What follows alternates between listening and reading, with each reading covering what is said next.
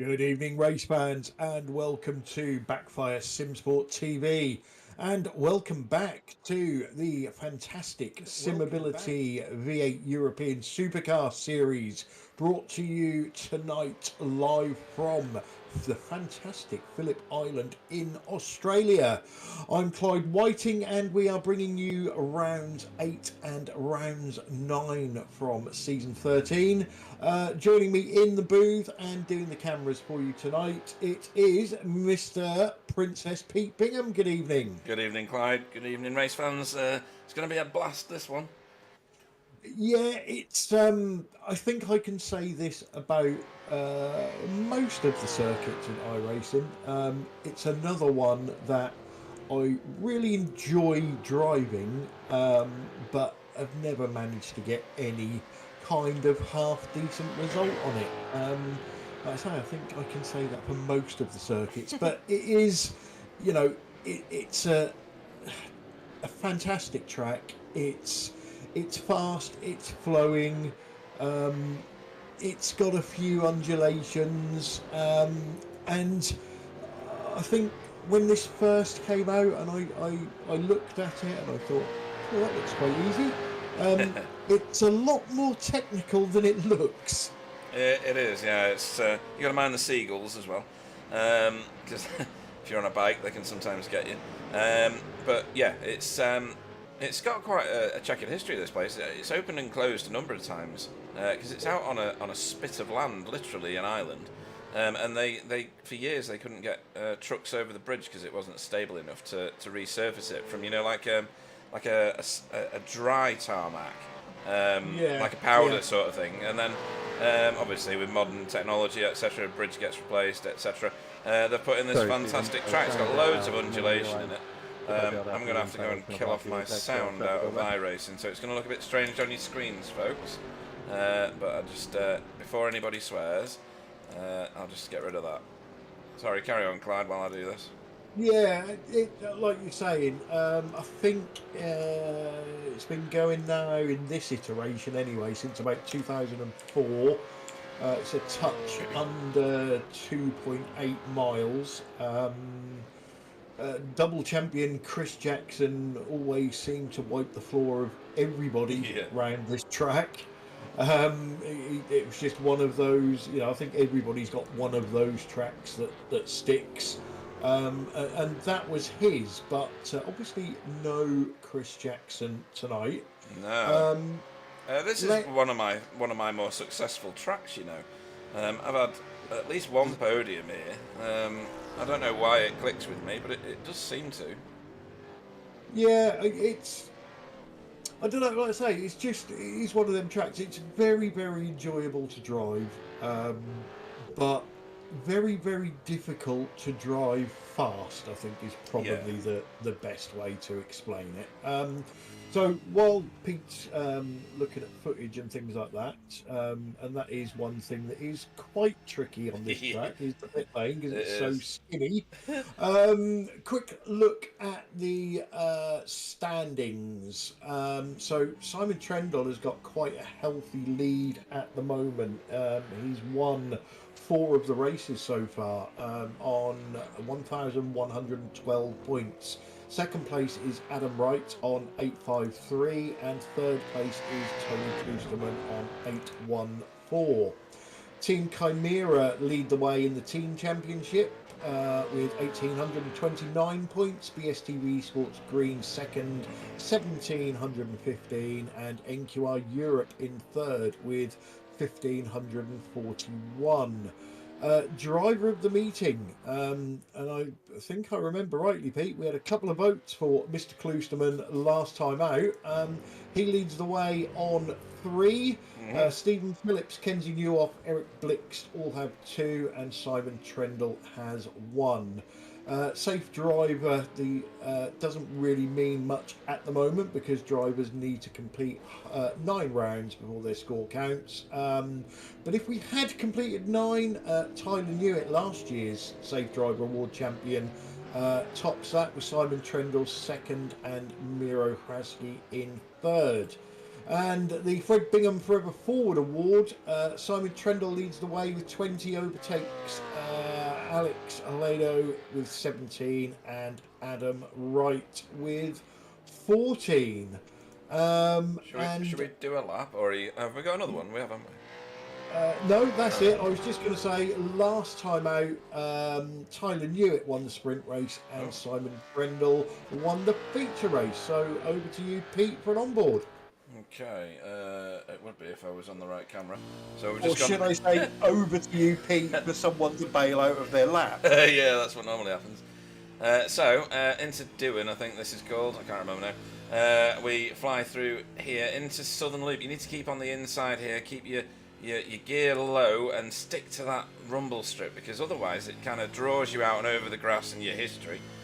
We make our way down to Stoner Curve now, I think it is, or Stoner Corner, and then into Miller, which used to be Honda Corner, I think, or one of the bike manufacturers. Again, keep it on the inside there, very careful on the gas leading out here. Stick it to the right in order to get a good tip into Siberia, and again, you're holding that inside. Let it run a little wide and get the rumble strip on there. Now you've got a lovely bit of flowing track here through turns 8, 9 and 10, I think these are.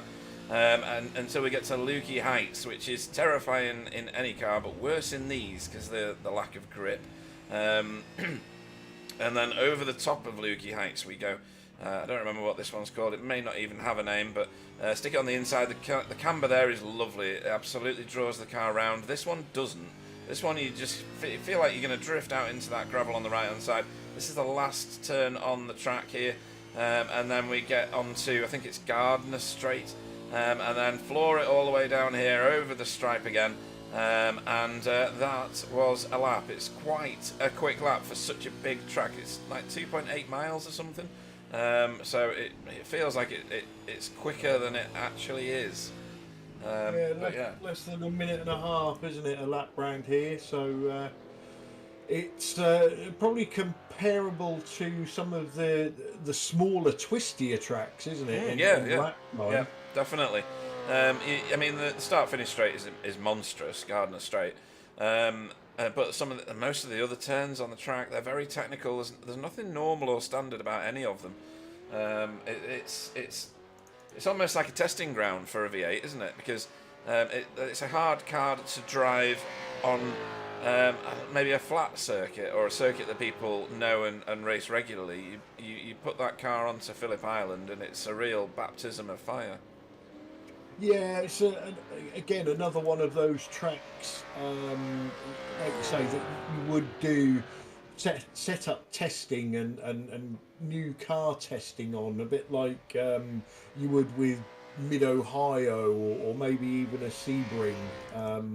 It's probably one of those tracks that when I was actively racing on iRacing, if I bought a new car, this would be one of the tracks I would try and work out whether it had been a decent purchase or not. Yeah. I think we've done that a few times, haven't we? And this track's given us some great racing in the past, hasn't it? I mean, you remember Foggy going around the outside of people at turn 1 and into the Southern Loop. That was just obscenely good. Marco Namela's been around here a few times and made his way through the field once in quite dramatic fashion. We've had some great races here. Yeah, it's strange, isn't it? Because I do remember the close racing we've had, but I also remember, and it may just be the Chris Jackson thing, we've had lots of runaway winners around this track as well. Yeah, we have. Foggy wasn't one of them, because Foggy had to fight his way through on that one particular one that stands out. Chris Jackson, he's won by a country mile here on a couple of occasions, hasn't he, in the past. I don't remember what happened with Simon Trendle's win, not off the top of my head, but because you can get snarled up in traffic, especially in some of these tight and twisty corners like Siberia and the earlier ones like Miller and stuff.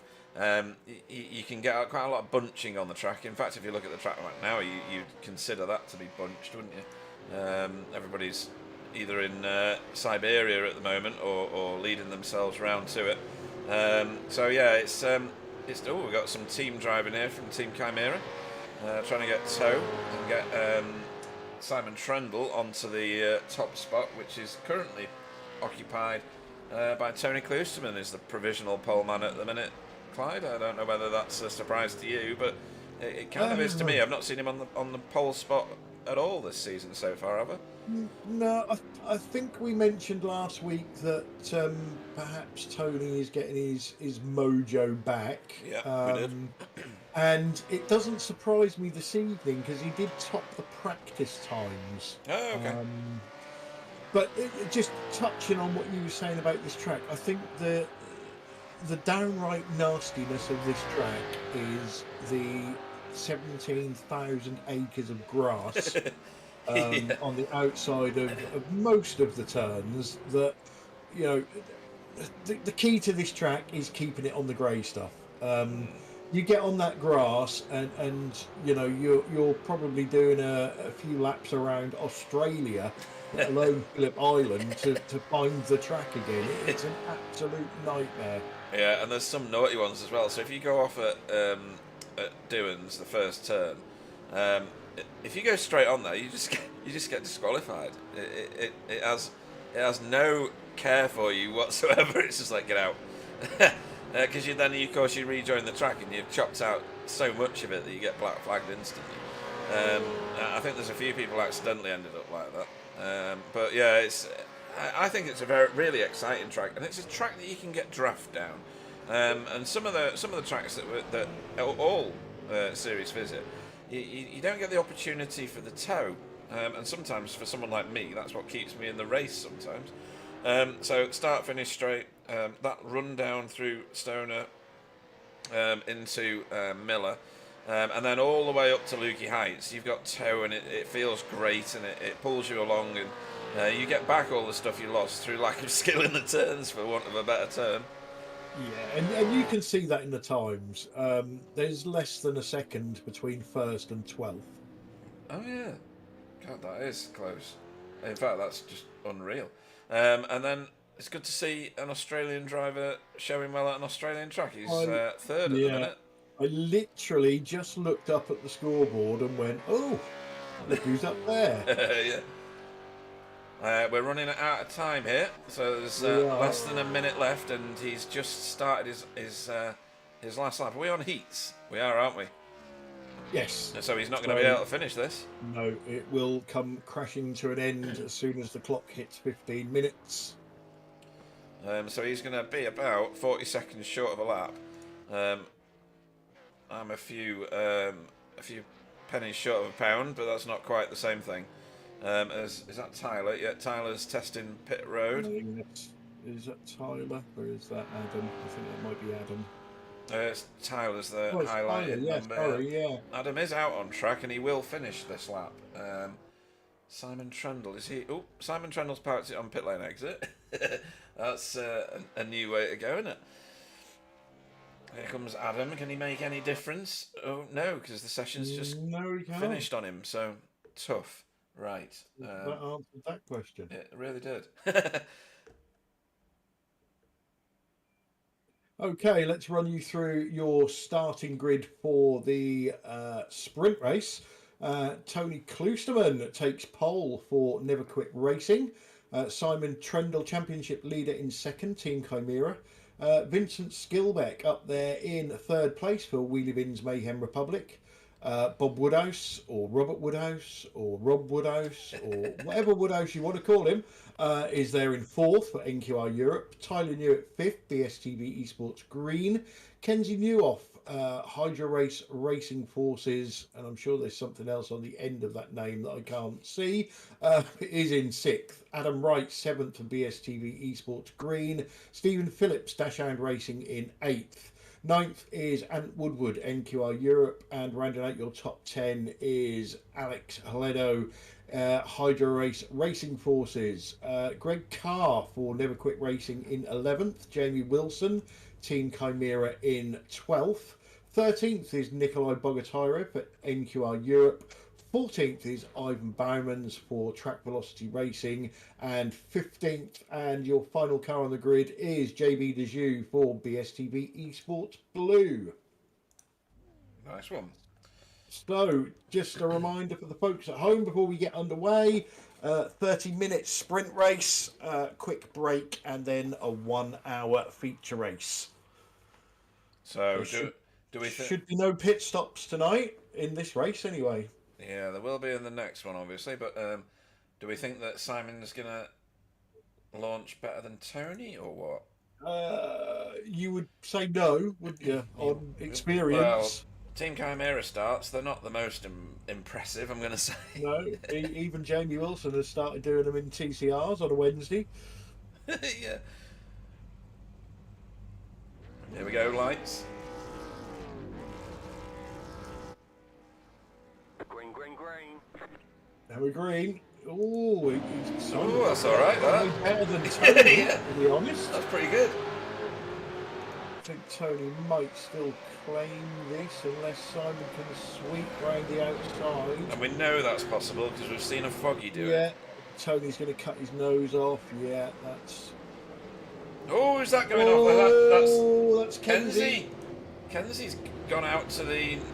Is it the Never Never? Is that what they say in Australia? Yeah, Who's that as well? Greg Carr. Right, let's get back to the pointy end because Simon's crawling all over Tony now. Oh, I thought that was going to end in tears. I don't think there was any contact at all. I think no. Cold tyres, cold brakes, and no track left.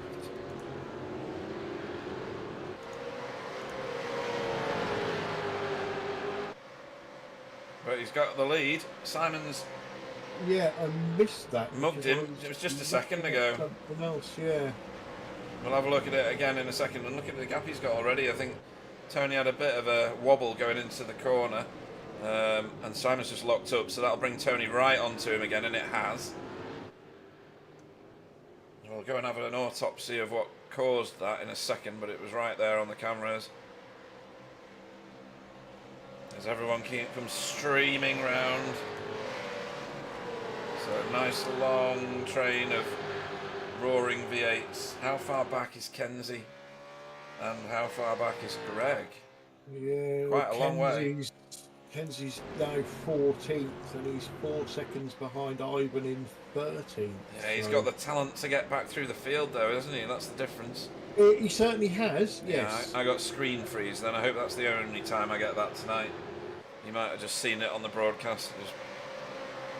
The whole thing just stalled for a second, so let's hope that's not going to plague me. Don't usually. Right, let's go back to that pass. Adam and Stephen were exchanging places at the same time as this. Yeah, he's just got it in something. No. Tony got it wrong, and oh yeah, Tony's had a wobble mid-corner, hasn't he? He has, yeah. Yeah, it was a bit of a gift, that one for Simon. Yeah. Let's go back Tony live. will be picking himself. So Tony's now under a lot of pressure from resident Australian, or native Australian, or whatever you want to term that, Vincent Skilbeck, and they're stacking up behind though. Look at this. Adam put him. Certainly are, aren't they? It's but like you said, with the toe that you can get round here, this track does lend itself to close racing. Yeah. And I think it's very difficult to get away from somebody, but once you get away, you're away. If that makes sense. Yeah, because you know it's nothing better than having a nice, clear, clean track in front of you, is there? It's too bad. Well, yeah. But it depends on the driver, doesn't it? Well, yeah. Oh, we got a strobing Vincent. That's really what he doesn't do. There's two battles that are quite heated at the minute. In fact, there's quite a few. I'm just showing. Oh, Vincent has just lost out to Tyler. I'll replay that because I got the cameras back to it all too late. But it looks very, very good and clean. He did him on the brakes into Miller.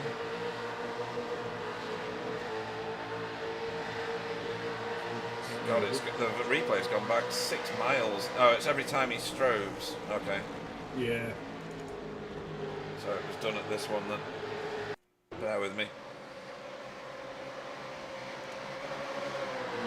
All over him like chlamydia. Yeah. Under braking. Slings it down the inside. Lovely overtake, actually. Yeah. Very controlled. I'm going to give Vincent the benefit of the doubt then, because he had a couple of little strobes, didn't he? I think he gave Tyler excessive room to allow for that. This is interesting. Stephen Phillips can't go anywhere. It's Ant Woodward, isn't it, heading up that little pack there. And getting a little shove for his troubles. Yeah.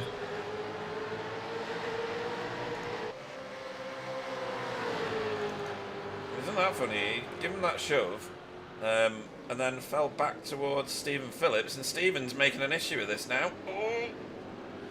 I think that's a little bit of inappropriate touching. Yeah, I didn't think you've got to get your nose in front there, because that long sweeping left, you just can't go around the outside. No, kind of just woken up. Well, the Jackson family are on a road trip. Where is the road trip going to end? Thought that was going to be an overtake. Look at the cars behind these three. They're starting to bunch up now. Oh, really badly actually. Where's Stephen going? There was a little touch there, I think, or an evasive manoeuvre. But as usual, we see with these cars, those three in front battling, it just allows everybody else to catch up. Kenzie's got past Ivan and JB. And is now 5 seconds behind Nikolai. Now, if he can get to Nikolai, there's a lot of places in front of him. Yes. Like 7. 7 cars. I was just looking at Tony here. You can see the gap that Simon's managed to manufacture. It's pretty substantial. Whoa, yeah, look, Tyler. It wasn't that big a lap ago. It's literally because Tyler has got onto the back of Tony. Tony's gone not full defensive, but he's going a little bit defensive and being careful where he's putting his car. Yeah, there's Nikolai Bogatyrov around the outside of Jamie. I was racing against Nikolai in the TCRs in midweek this week in the officials. This is quite a heated exchange.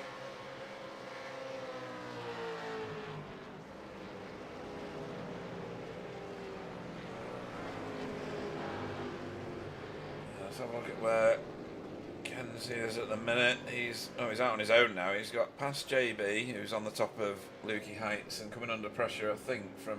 Oh no, that's Ivan now. So Ivan's just overtaken JB. Okay.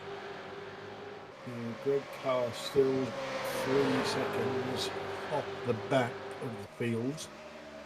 Yeah, we just missed, because I'm such a rubbish cameraman. In fact, that almost looked like Tyler letting Tony go through. I have a feeling that Tyler had overtaken Tony. He did. Maybe. It's on my timing screen. Yeah. It's this, but I don't know whether it was... got it back. Yeah. Or it was a bit naughty by Tyler, and he let him come back. Yeah, one of those two things may be true. Oh, no, Tony just got a massive... Tony lost the rear end. Yeah. Tyler gets through. It says on my timing screens, Ant Woodward went off track, and then a whole load of stuff happens, and then Ant Woodward came back on track. Do you want to see it? Well, yeah, it's probably nothing, but let's have a look. I don't think it's nothing. I think it's what you were describing before. I think Ant Woodward has been off gardening for quite a long time here. Okay. Oh, what's that? Oh. What on earth? Has to be, doesn't it? Let me see that again. Yeah, because that's the most ridiculous thing I've seen for weeks on iRacing. Absolutely. It was like he hit a landmine. I was going to say, was it a landmine? I didn't think there were any on Phillip Island. What is this? Yoink. What the hell? I tell you something. Oh, you're going to say it's the rumble strip, are you? No. His wheels snapped left. Right. Go on. As that happened. I could see it, yeah. What is that? Some sort of hardware issue that Ant has had. I'm sure he'll let us know one way or the other. Yeah. Or is he just a muppet? And did he do what you did that time? For a corner that wasn't there. No, or do what you did, which was to scratch your knee. Oh, yeah, my virtual knee. Yeah. But yeah, definitely something weird there. Tyler's had his boot lid removed. I think that Vincent might be to blame. Yeah, he's just shedding weight. Yeah. There's no contact on the event tracker. I think it was probably a 0x that has engineered itself quite extremely on our screen. Yeah, that's probably ping related, no doubt. Yeah. This group's still together. Where's Kenzie in relation to this? He's not eaten too much into that gap, you know. He's still over 4 seconds behind Nikolai. Yeah. Nikolai being the car at the back of this little group. I mean, the whole field's pretty much, you know, still together. Some gapping now, which you expect in these races. Greg Carr's just found JB. JB's kind of giving him room and pace there, so let him go. Whatever was happened to Ant, he's still going. Yeah, he's all lonely at the back, but yeah. I'm guessing there's going to be something here where Tony passes. Oh no, we saw Tony passing Tyler, didn't we? So there's nothing else. Yes. And the lack of a boot lid's not slowing him down, that's for certain. No. Vincent's got Tyler under braking. Right. Let's have a look at that. Let's have a watch of that, I should say. If you watch, what I've been seeing on a few corners is Tyler pulling away on exit, but Vincent is right on his back bumper. Okay. I was going to say on his rear wing, but he hasn't got one. Yeah. Oh, yeah. Up and over the hill here at Lukey Heights, and then we should see him close in on the bottom bit at turn 11 or whatever it is. So I think Tyler's car is handling better on exit, but Vincent definitely under braking as he just needs to be close enough into a big braking zone to throw one in on Tyler. Yeah. Now if Nikolai can get in the tow here, Jamie's not going to benefit too much from having Alex in front of him now because the gap's too big. So Nikolai having a good look, but he wasn't brave enough there, was he?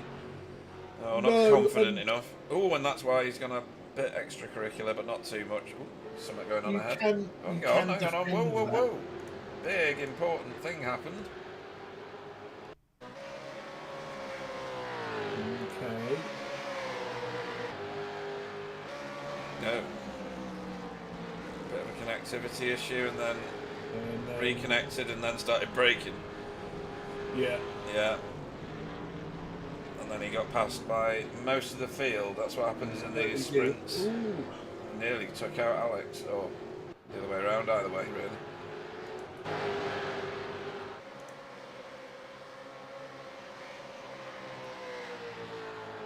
So that's taken Vincent well out of contention, which is very sad because he was absolutely, isn't he? Yeah, he was absolutely booting it.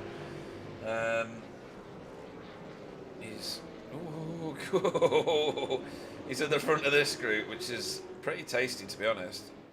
I think there's, what's that? 0.4 of a second between all of these. Jamie and Nikolai, isn't it? Yeah. Kenzie's knocked a second off as well, so he's under 3 seconds behind. And we're only just coming up on 14 minutes, so he's still got half of this sprint race. I suppose we should show Simon, shouldn't we? He's quite far in front, but that is his lead. Tyler is now showing large in the mirrors of Tony Klusterman again. After now he can forget about Vincent, because obviously Vincent's nowhere near him. He can focus on the car in front, which is always easier, isn't it? It certainly is, yeah. I've currently got the Jackson road trip conversation going on. Oh, yeah. Right, okay. Chris, I'll drive, and Mary's like, I've seen you on iRacing, I'm driving. Right. Hence why Chris can send us messages. Yeah, must be. Jamie really having a long stare at Alex's car now.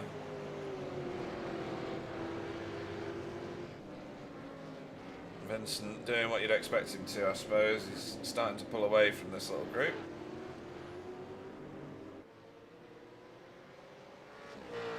Logan and Ella were circling the car with placards saying, we're not going if Dad's driving.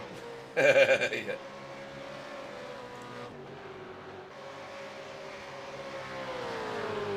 So, Steve Phillips, can you do... I'm going to... I think I know the answer to this, and it's lack of practice from Adam.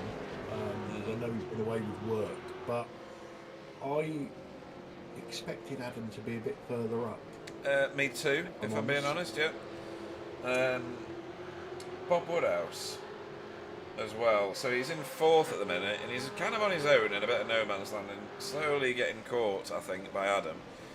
He actually won an official yesterday. Did, didn't he, last night? Yeah.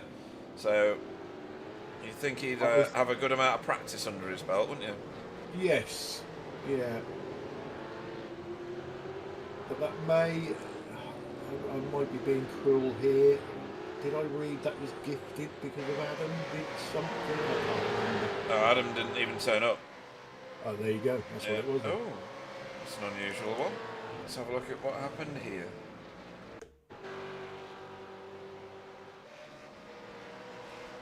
Again. Same sort of thing. Straight on that time. There was no left turn on the steering wheel. No. And now he's just stationary on track. Is he losing connection? Is that what it is? I don't know. It's... I don't know. So I'm sure Ant will tell us, but to me that's got... Hardware failure written all over it, hasn't it? Something going wrong with his steering wheel or something. He's reset to the pit, so he's obviously going to try and get that sorted out.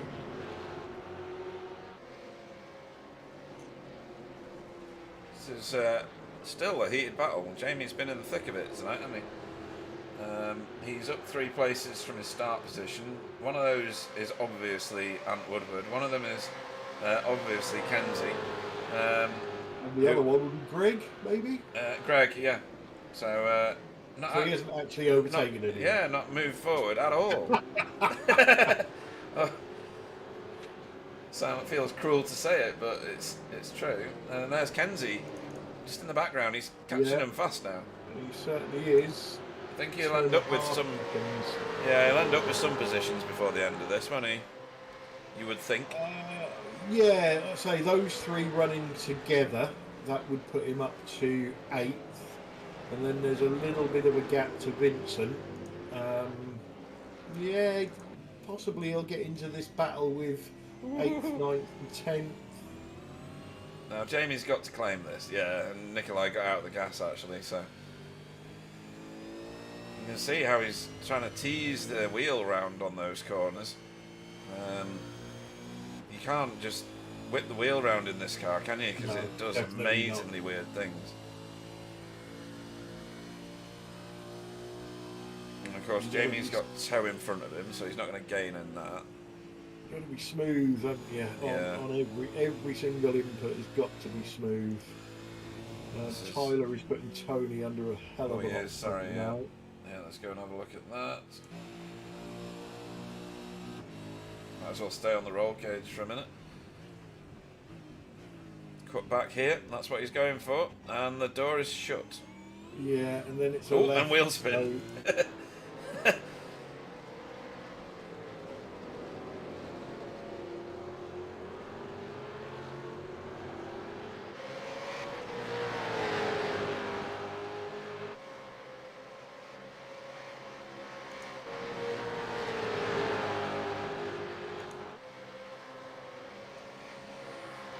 Jamie seems to be the bubble in the spirit level at the minute, doesn't he? He keeps... Oh, hang on, he's going to get this. He's going to get this. Yeah, that was very, very wide, wasn't it? It was. He's going to keep it, though, I think. Oh! Still in there. And this is just going to play into Kenzie's hands. There's Kenzie just, like, creeping into shot now. Jamie has to claim this. Alex is really on the wrong side here. I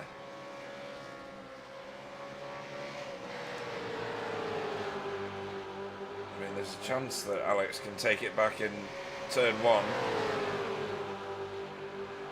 Well, yeah, see, he's gone the wrong side. Yeah, it's easier to defend if you manage the left side, yeah. And he's going to leave the door open for Nikolai, who's like a rat up a drain pipe there. All of the great overtakes we've seen in turn 1, turn 2, it's somebody going to the outs, somebody defending inside in turn 1, leaving the outside open, and then if you can get, you only need half a car, and you've got the advantage for turn 2. Yes. Whilst we were watching that happen,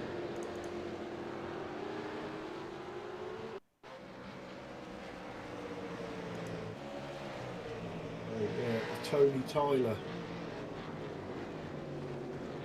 Oh, same again for Tony. Yeah, he's Miller on that rear end, isn't he? Yeah. That's two places he's lost because of the instability in the rear end. Yes.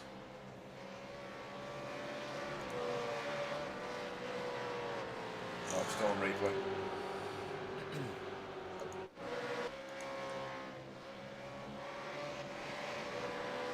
I did nearly choke when I said the Tony Tyler battle, because I do actually know somebody called Tony the Tyler.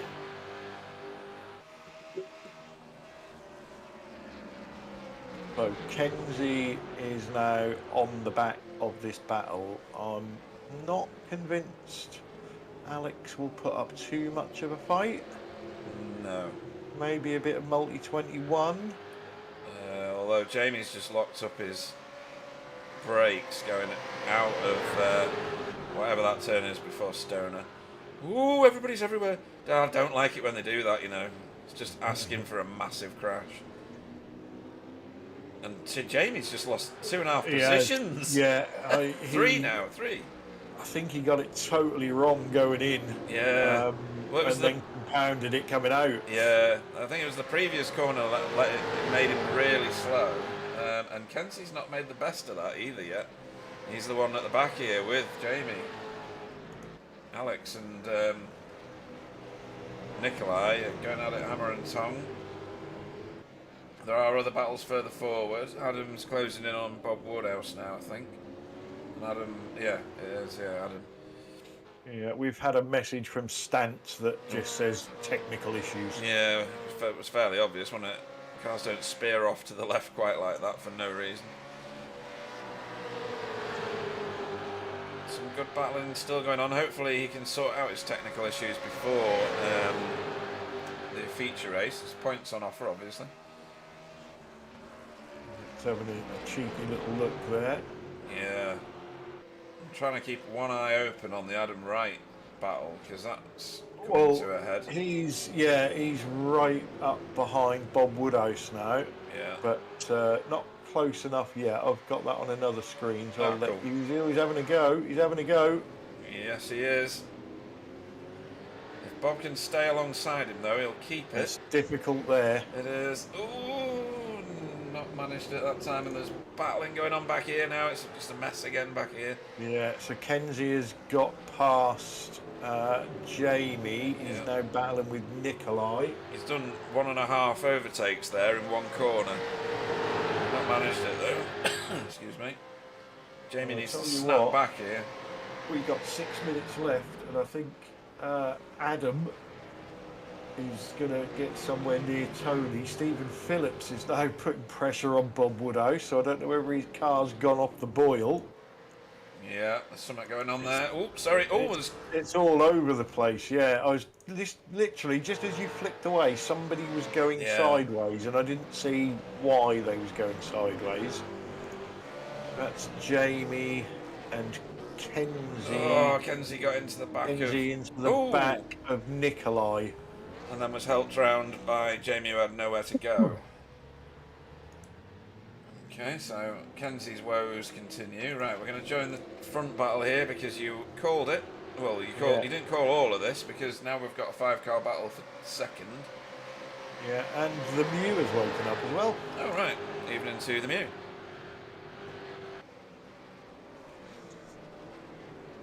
Stephen. I think maybe as the Mew joined was when Bob started going backwards. Yeah. He's hexed him.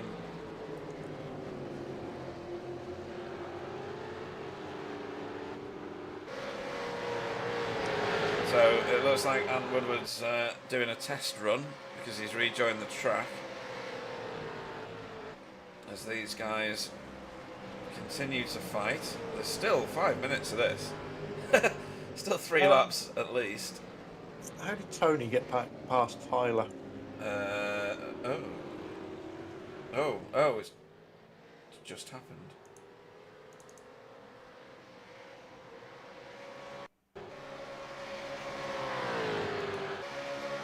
Tony's listening to what you're saying here.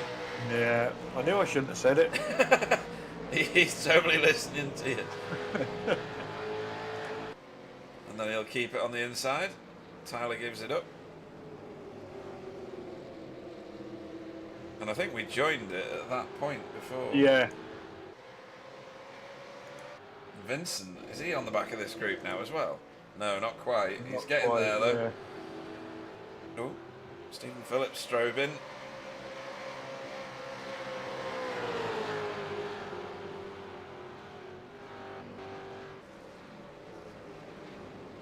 And I think Simon Trendle is just managing that lead now. Yeah, he's not got too much to worry about, has he, at the moment? No. And obviously this 5-car battle as it is will probably see him home nicely.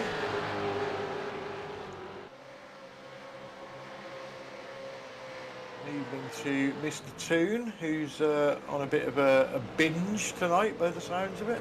Yeah.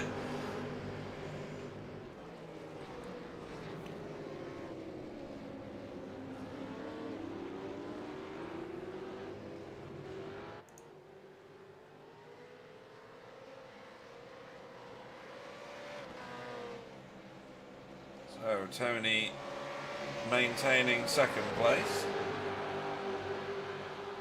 Yeah, 3 minutes to go, so there's going to be 2 laps after this one for these guys, I would have thought. Yeah.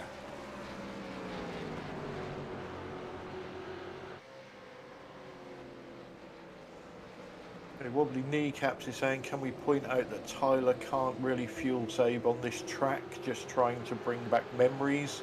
Is this one where he ran out of fuel on the last corner? If it didn't happen this morning, I wouldn't remember anyway, so... Yeah, true. You and me both. And Woodward back in the pit, so... Yeah, I think that was a test run. I don't think he's doing anything serious with it. This is getting pretty tasty. I'm sure these two BSTV boys are thinking, I could have this. Well, yeah, it's, you know...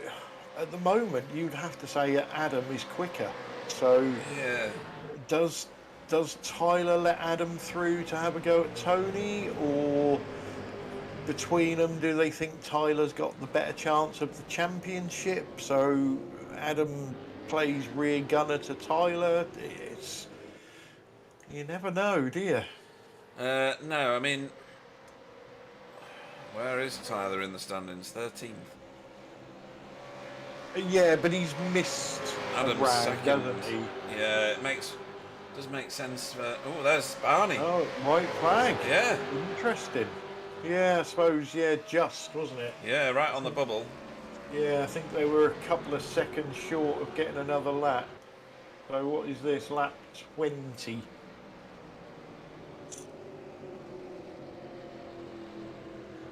I think Greg Carr has crawled up... No, he hasn't. I thought he was crawled up to the back of Kenzie. It's Kenzie on the back of... Kenzie on the back of Nikolai again, I'm yeah. reading my screen wrong. Go back to this battle, or this big battle.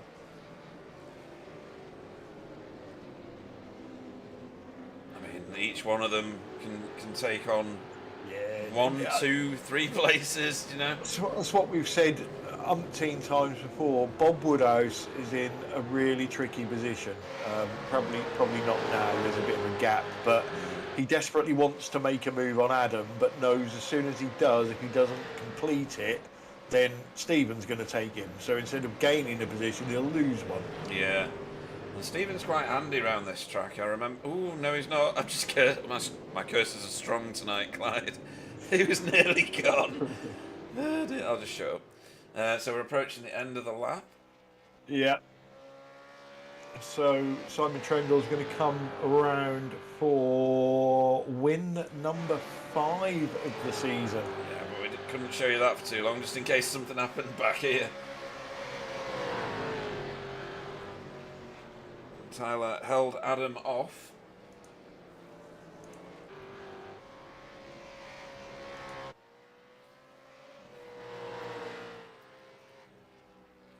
Kenzie finished 11th that time. Yeah, Alex. I'm trying to think. No, it's top 10, isn't it, in this series? So Nikolai Bogatyrev is going to get reverse pole. Yep, he is. And Jamie Wilson will join him on the front row in the second race. It's going to hurt Kenzie a little bit more, isn't it? That mistake. That he was looking for a top 2 rows on the feature race start. And he's actually disconnected as well. Who has? Kenzie. Hope he's back. Maybe he's got a little bit of a technical issue going on and just wants to sort that out. Yeah, possible. Right, so that went official.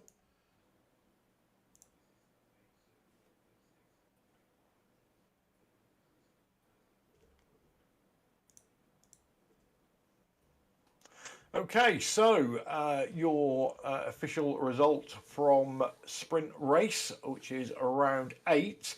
Simon Trendle took home another win for Team Chimera. Tony Kloosterman, after a great battle, second for Never Quit Racing. Tyler Newitt came home third, BSTV Esports Green. Adam Wright, fourth, BSTV Esports Green. And Bob Woodhouse in fifth for NQR Europe. Stephen Phillips finished sixth for Dashhound Racing. Vincent Skilbeck, seventh for Wheelie Bins Mayhem Republic. And Alex Sevillano Haledo in 8th for Hydra Race Racing Forces. Jamie Wilson was 9th for Team Chimera, and Nikolai Bogatyrev rounded out the top 10 and will sit on pole for the feature race for NQR Europe. Kenzie Newhoff was 11th for Hydra Race Racing Forces, Greg Carr 12th for Never Quit Racing, Ivan Bauman's in 13th for Track Velocity Racing, JB Dejoux BSTV Esports Blue in 14th, and Ant Woodward with his technical issues 15th for NQR Europe. So, quite a lot going on in that race in terms of impact to the series. Obviously, Simon getting the top marks just makes him stretch his lead a little bit further. Adam came home in, what was that, the fourth? Fourth, yes. Fourth, yeah. Which is going to, I suppose, harm his fight for the lead and put him under threat of second place because Tony finished in second.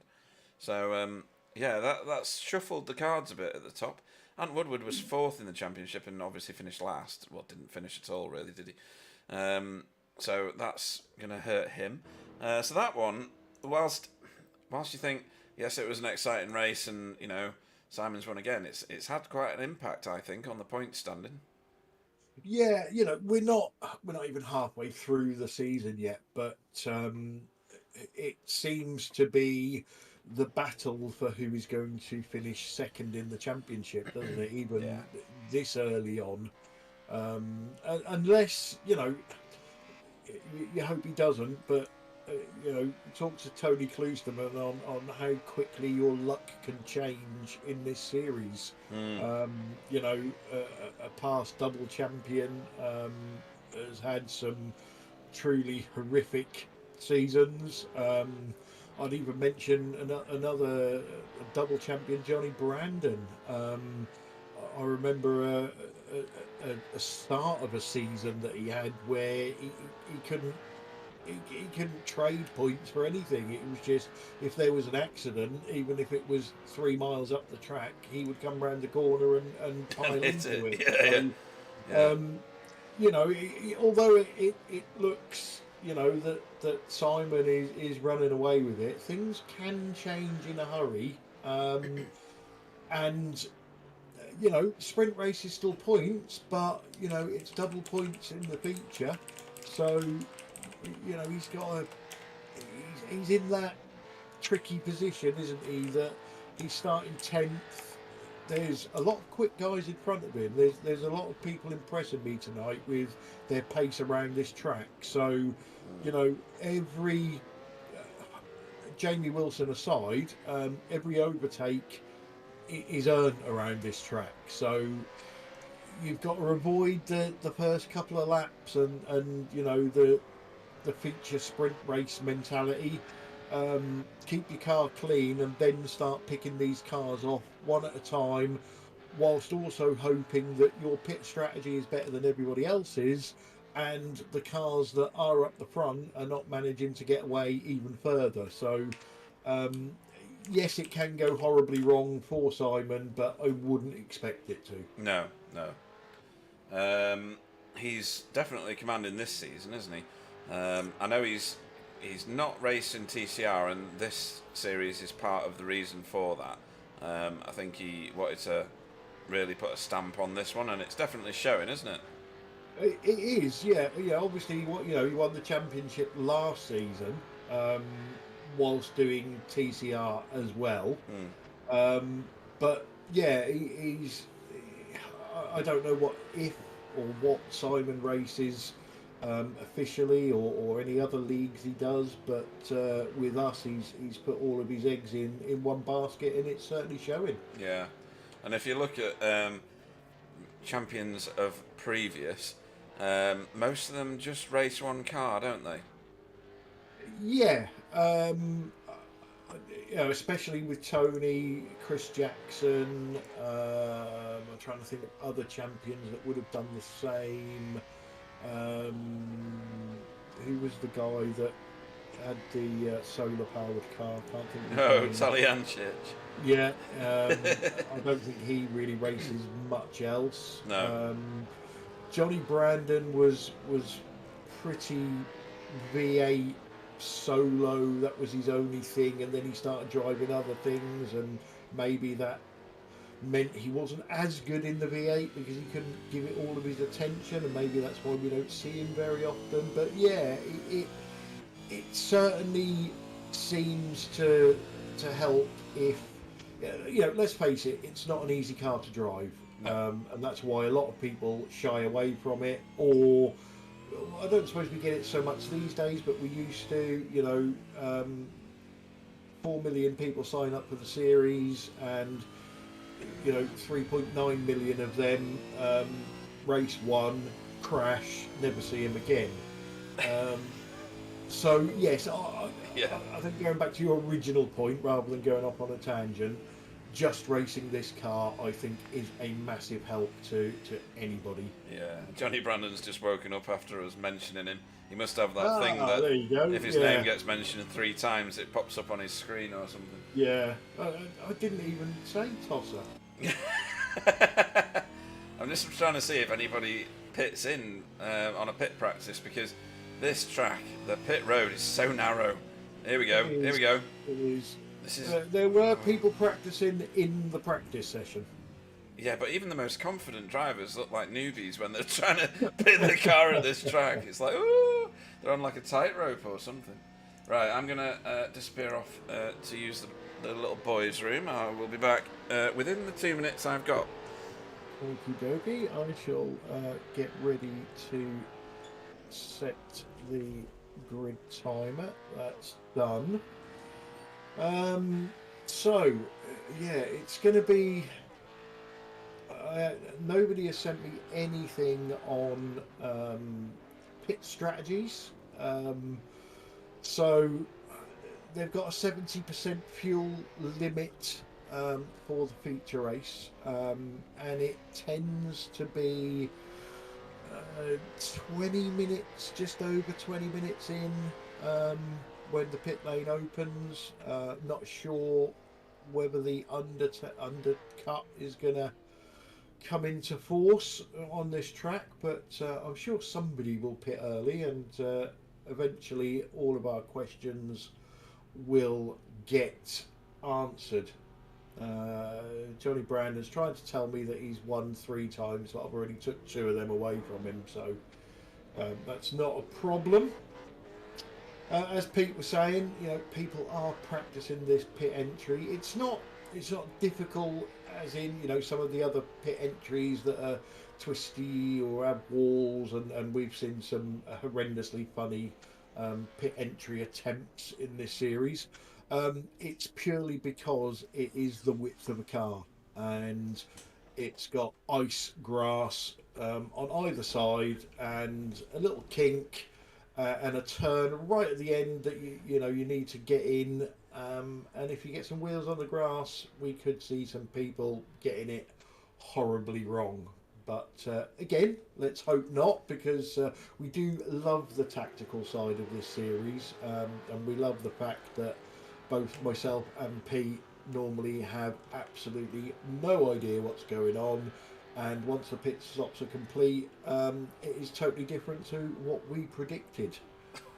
Sorry, I was just watching That Alex. was Alex, I think. Straight line in the southern South Bend, I think it was. I was just checking to see if Johnny was in the interview room. Sometimes he pops in and talks to us. He's busy arguing about how many times he won it with Wobbly at the moment. So yeah, I've just took 2 championship wins off of him, and told him he's only got 1 now. If he carries on, we'll take that one away. Yeah. Oh dear. Oh, now it's gone up to 4. Ah, right. Oh, and I think we've just gone official. We certainly have. There we go. So, your starting grid for round 9, the feature race here at Phillip Island. Nikolai Bogotyrev goes off pole for NQR Europe. Jamie Wilson second for Team Chimera. Quick sweepstake on how many places Jamie will lose off the start. Third, Alex Civiliano Aledo for Hydro Race Racing Forces. Vincent Skilbeck in 4th, Wheelie Bins Mayhem Republic. Stephen Phillips in 5th, Dash Hound Racing. Bob Woodhouse 6th, NQR Europe. 7th is Adam Wright, BSTV Esports Green. 8th is Tyler Newitt, BSTV Esports Green. Tony Kloosterman goes off 9th for Never Quit Racing. And race 1 winner Simon Trendle 10th for Team Chimera. Kenzie Newhoff, who has rejoined 11th for Hydro Race Racing Forces. Greg Cart in 12th for Never Quit Racing. 13th is... We don't know, because Pete pressed the wrong button. Yeah. There is Ivan Bowman's for Track Velocity Racing. 14th, JB Desu for BSTV Esports Blue. And Ant Woodward, hopefully with his technical issues sorted out for NQR Europe, goes off 15th. I don't even know what I pressed the first time. I'm going to stay on blimp cam for this because it wasn't very good seeing the field from any of the camera views before. So hopefully they don't go behind any trees. You remember that, Bathurst? No, we can't see anything now. It's trees everywhere. All cars are on the grid, Clyde. Yeah, I'm going to keep one screen on Simon Trendle to see how he gets on. At the moment on the blimp cam, I'm watching Jamie Wilson start, or stutter as it's known sometimes.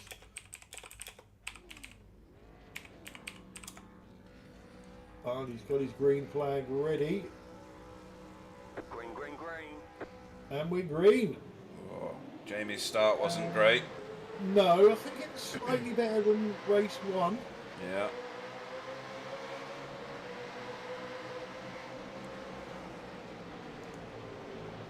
Stephen Phillips wants that, but he's not going to get it. Not from out there. No, he's on the wrong. Ooh, I was going to say he's on the wrong side. He's going to have to slow that up, otherwise he's going to be. Oh, he's done good.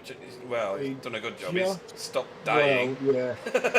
good job of not disappearing somewhere else, but yeah, all very clean. Nobody off. It's quite a good camera angle to run this one, isn't it? Right at the start, at least.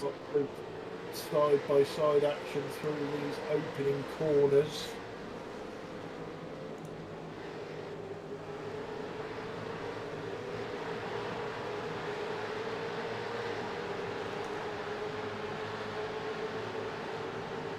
Tell you what, Adam Wright's done well. 2 positions already. Yeah, he's left his teammate in his wake, hasn't he? No, I think Nikolai Bogatyrev has done well because it is nerve-wracking. Starting from reverse pole. Terrifying, absolutely terrifying. As a mid-pack warrior, I always almost dreaded being in the reverse position. It's just not very nice, is it? The pressure you're under, the responsibility of not binning it in front of everybody and causing a huge pile-up. The action's back here, look, isn't it? Yeah, Simon Trendle's actually gone back a place. Yeah, Alex, I can't even click on his name fast enough. He's dropping that far. There we go. He's almost at the back.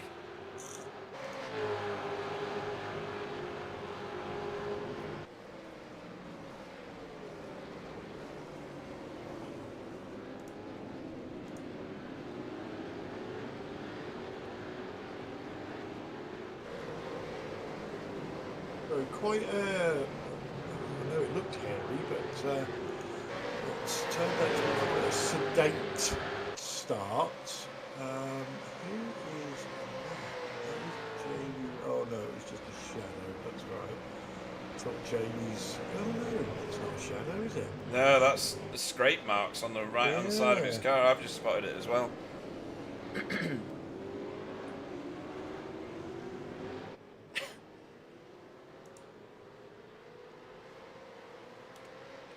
That can only be from side to side action.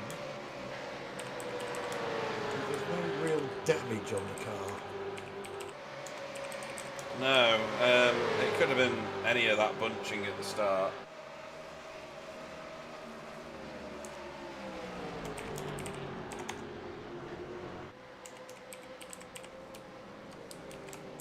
Nikolai is doing amazingly well. Isn't he? He's, oh, hang on. He's actually pulling away. Yeah, sorry, I was saying hang on because Vincent had, like, disappeared off my screen again. Adam's really pushing this now. He's lifted Jamie off that corner, but he's on the wrong side for this one. He may hang it around the outside here. No, he's got wheel spin like Tony did earlier. That's all. Ooh, no, he's still kept there, it in. Still there. Nice. Oh, cut back. Cut back. It's tight anyway through this section. Right. Yeah, and then a left. And then a sharp right, which will put Adam in his favourite. If he can keep it on. Yeah. Ooh, you got a wheel spin, but that'll be fine for him. Nicely worked. And this is a huge queue now, forming. Stephen Phillips is next, lining up behind Jamie. Vincent and Nikolai are checking out. You can see them just exiting the screen at the bottom there. Yeah, but don't forget Simon Trendle will take 12 gallons less than everybody else. Yeah. Fact.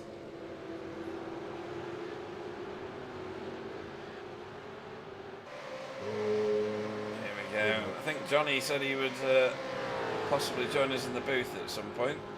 Be good to get his spin on this track because he must have done loads of V8 racing around here. Anything happened to Ant Woodward? Ant Woodward, looking. Well, it's saying he's gone off track. He's not come back on. So hang on. Is that more technical or is it self-inflicted? He's going to drift right out on Southern Loop and disappear off. And this is why he hadn't rejoined when you said, because he was out miles into the outback.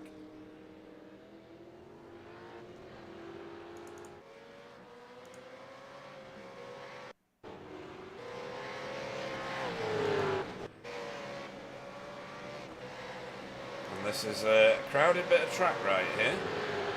See the big gap on the track map, Clyde, between... that was the Ant Woodward thing. Yeah, so that's Ant Woodward, JB, Alex, Lado and Ivan, all in a little battle of their own at the back there. But the gap between Vincent and Nikolai has come down by almost a second. Oh, yeah. Sorry, I was watching these two going side by side. Stephen Phillips just ahead, having a real long look at Tyler. And having a go at him, I think. They're looking racy tonight, isn't he, Stephen Phillips? Yeah, he's got some tracks he's really good at. And some he just gets the arse with and rage quits. Yeah. When we raced for Phantom 71, he was one of the funniest teammates I've ever had. Brilliant. Him and, do you remember Jose? Yeah. Yeah, he was cool too. Don't know what he's doing now. No idea.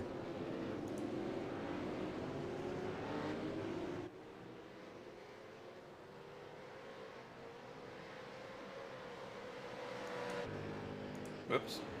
So this is Alex catching JB. And he's got him now. Oh, hang on. We're going to have to go to the front of the field because Vincent wants to lead on a home track, I think. Yeah, this could play into Adam Wright's hands if Nikolai puts up a decent defence. Well, it might be that Vincent's looked at his relative and gone, uh-oh, Adam's behind me. I need to get moving here.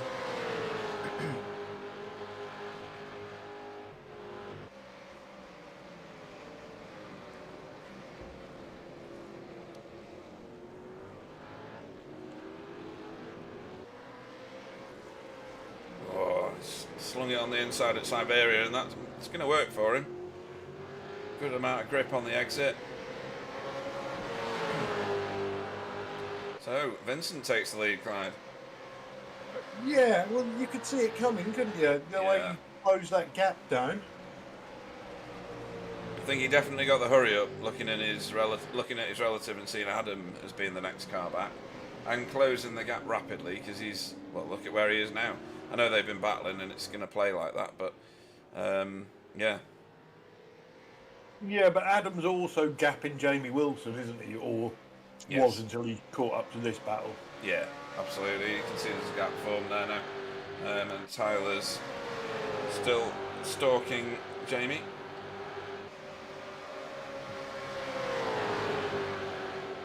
Evening to Mike Frost on the chat. Oh, yeah.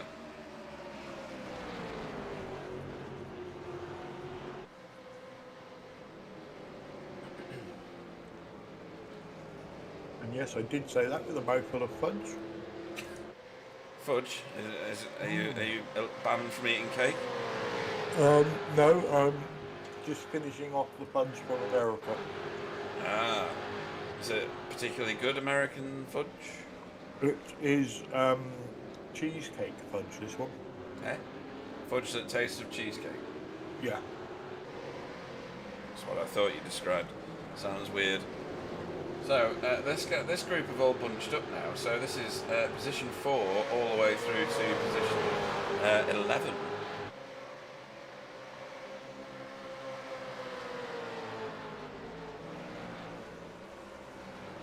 Yeah. Tyler doesn't... It's alright. I'm going to say Tyler doesn't seem to be able to do anything about Jamie, but you never know whether Tyler's trying a fuel save. True. Yeah, he might be sat there for a purpose. Oh. Visitor inbound, Clyde. Good evening, Johnny. How you doing? Evening, chaps. So, thanks for joining us in the booth. Previous champion, just as Adam Wright has a good long look and takes the position, from Nikolai. Previous champion, multiple times. It could be up to 10, according to whatever chat you were contributing to before. How many times is it exactly? There's so many times I can't remember. Have you got to take your shoes and socks off now, just to keep track of it? That's it. Yeah, so. So Phillip Island V8s. It's a bit of a challenge, isn't it? It's not your standard track. There's lots going on this one. Yeah, I think it's the usual thing with a V8. It's just you got to be smooth. Yeah. We were saying that before. We saw. I can't remember who it was now. They were having a little bit of a fight with the steering wheel, trying to line it up properly, not put too much input in, but putting multiple inputs in. I don't know whether that's the way to go either. But yeah, smoothness wins the races, doesn't it? Whenever we went on board with the likes of yourself or Foggy, oh, hang on, that's Nikolai who's just lost it at the bottom of Lukey Heights. It's always smooth inputs, not putting too much into the wheel at any one time. Keeping it so that you're not driving heat into the tyres. I think that's the key point in this car, isn't it? Yeah, for sure. I'm sorry, I was just devastated watching Nikolai go. I know, he was doing really well. I wanted him to win that. Yeah, I think he probably could have done if he could have kept it clean for a while. He was certainly keeping Adam behind him for quite a long time. I'm just going to watch it here. Over the top, he's going to lock up, is he? Oh no. Wheel spin. Over rotation. Didn't hit anything though. Just frustrating, I think. I've been a secret Nikolai fan for quite a while. Yeah. Yeah, it's about time he got some podiums and stuff, because he's got the capability. But yeah, just going back to keeping it smooth and stuff. If you were to help anybody out who was learning this car and wanted to be a bit more successful, what is the strategy to tackle in this one? Yeah, don't put me on the spot or anything, Pete. I'm just going to get some notepaper and a pen. It's quite easy. You just got to drive the car really fast. Oh, that's what I've been doing crash. Wrong. That's, well, it's definitely what you've been doing. It's like getting Wobbly's motivational speeches. Go faster, Pete. Why are you so slow, Pete? That's it. Yeah. It's easy. I think a lot of people don't realise with this track. Probably a big thing is it's quite wide, but there's quite a lot of camber.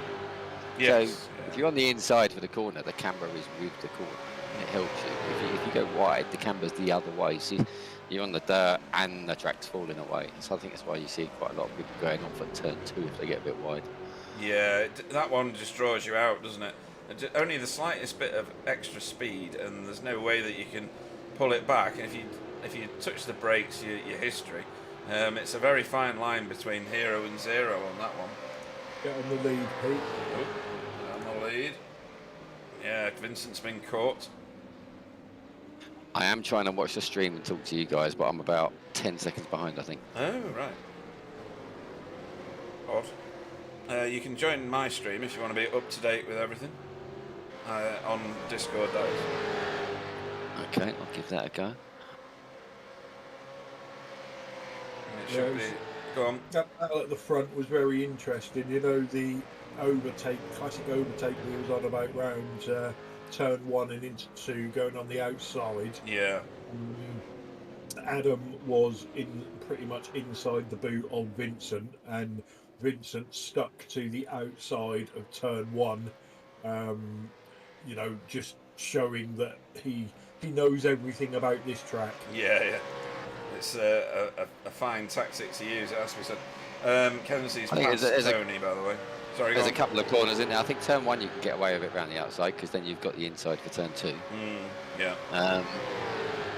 And then obviously the hairpin. If you can carry it around the outside, you get the inside for the next corner. Yeah. Yeah, we were saying earlier, Johnny, what you see with people that don't race this track or know this track too well, going into turn 1, they go to the inside to defend, but that is exactly the opposite of what you should do, because you just leave that round the outside open, and then which turns into the inside on in turn 2. Yeah, the only way you get part if you're not defending the inside, if it's somebody like Foggy, that he just won't bother braking and completely go really deep into turn 1 and just chop across in front of you as you try and stay wide. But yeah, normally it's a bit silly to defend. Yeah, okay. Opinions from both of you. Simon Trendle has not moved really since we started the race. Is he on a mega fuel safe strategy, or is he just struggling, do you think? He won't be struggling on pace. There's definitely something tactical going on there. Well, he's not far off the lead, is he? He's only Not really, 6 no. seconds back. Yeah, so he's probably not panicking at the minute. There's obviously there'll be a little bit of self-preservation in there as well. You know, he'll be saving some fuel, and he makes up 3, 4, 5 of those places in the pit stop. Then you'll see him charging. But yeah, it's nothing I wouldn't expect from him, to be honest. I'd presume he was saving fuel, but then if you look at who's in front of him, they're the same sort of reverse positions from race 1, and they were all pretty tight in race 1, weren't they? They were. Yeah. I just caught the end of it. They all, from 2nd, 3rd, 4th, 5th, 6th, they were all right with each other. So maybe it's just pace because they all seem quite similar, those guys. Yeah, just Simon's not one of those that starts 10th on a reverse pole and has to be leading by the end of lap 2. He is patient. Yeah, and patience gets rewarded in this car, doesn't it? It's the rush to get somewhere that overheats the tyres and puts you offline, and you get caught up in other people's mistakes and scraps. Yeah, I think it's finding a balance of the two. So you got to be patient, but sometimes you don't want to be too patient, because if he's hanging back from Tony a little bit there, and am I looking at Jamie Wilson? I'm looking at Jamie Wilson. He's right behind Tony. You got to be around to be able to make the places when they present themselves. If people make mistakes, that's what I'm trying to say. Yeah, and you were right, by the way. It is Tony that he's sat behind. He's the battle behind the one I'm looking at the minute. Because there's Chimera cars under some pressure here with Jamie Wilson. So you were right. You know the lead has changed. Oh, no. Not just. Whilst we were watching that one happening. I was going to say, he didn't look that near, and that's why, because Vincent's done what Tony was doing. Exactly the same corner. Yeah, same place. And a gift for Adam. Yeah. Has this been a successful track for you over the years, Johnny, or has this one been born of many frustrations for you? It depends if Foggy was racing at the same time or not. Yeah. Dear. Instant frustration, just add Foggy. Yeah. That's been all right. It's a front tyre killer. You got to be careful with your tyres. It's easy to cut your fronts as well as your rears here. Right. There's a lot of long, fast corners. So again, I think it's just being sensible. And look, we see Vincent lock up there. I think if you have your car a little bit too stiff, and Tony was doing it as well, it's easy to snatch that inside because the road sort of falls away right on the inside curb there just as you get to the corner. So if you're still braking, if your front of your car's really stiff, you're not going to lose a little bit of contact there. And it's easy to look it up and overshoot. Yeah, and we've got a bit of a gaggle of cars coming through here now with Fuel Saver Trendle at the back of it. Yeah, but they save fuel now. Now they've all bunched up, but I'm not sure he was saving loads before that. And it's funny because you got, ooh, Jamie, where you off, mate? That could have been a lot worse, so he's done well to not end up on the grass there, I think.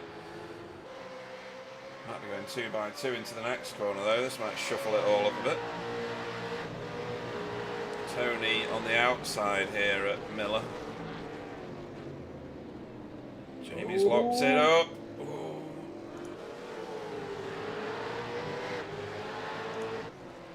So yeah, that's let Kenzie find some clean air. So again, Kenzie, really fast driver.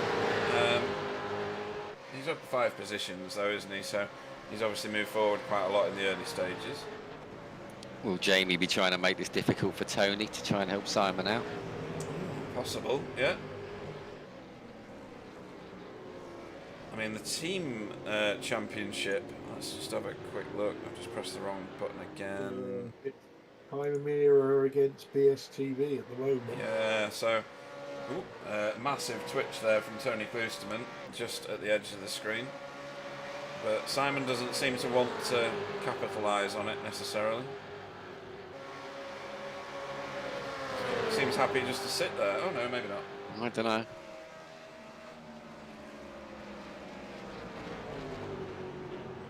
Nice controlled door-to-door action there. Side by side action. He's sailed that in though, hasn't he? There's no grip around the outside there. No, but he's got a massive slingshot for this now. Yeah. He's going to be on the wrong side again for the head. Jamie's getting out of the way. He didn't want any part of that. Which I'm surprised by, and he must have some damage from that right hand scuffing that we can see on the picture.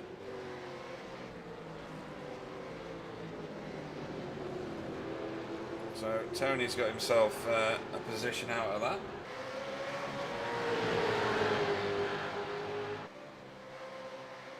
Now the 2 Chimera cars go at it, and Kenzie and Tony make off down the road. So I wonder if there's other tactics going on that we are obviously not privy to at the moment. What are you racing at the minute, Johnny? We were talking about which cars that you were in the seat for at the minute. So what are you driving? Technically GT3s, but not too much. You're so busy at work. Ah, right. The last year and a bit, to be honest with you.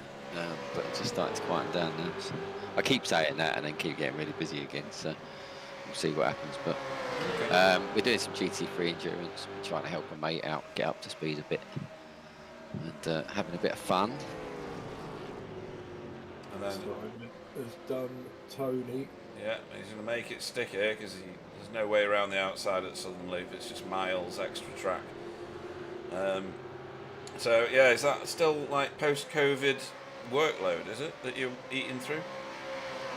No, I've just been non-stop busy. I had quite a big job, so it kept me busy for the best part of a year. Clyde has a big job around about 11 o'clock every morning, don't you? Well, for Johnny, you see, that's the trouble of being a porn star. Yeah. He tells everyone he's a plumber, but we all know it's the same thing. I believe the term is no comment. There's the wrong car. There we go. From an outsider looking at this, it's nice to see it. You know, the field has closed right up, haven't they? Yes. Everyone's got a lot of pace. It's time. Yeah, and you know your ticket for at least a podium in the next few races probably. Nikolai Bogatyrov, he's improved massively, like in spades. I think it's possibly because he's in the NQR stable and they obviously share lots and lots of practice time and setups.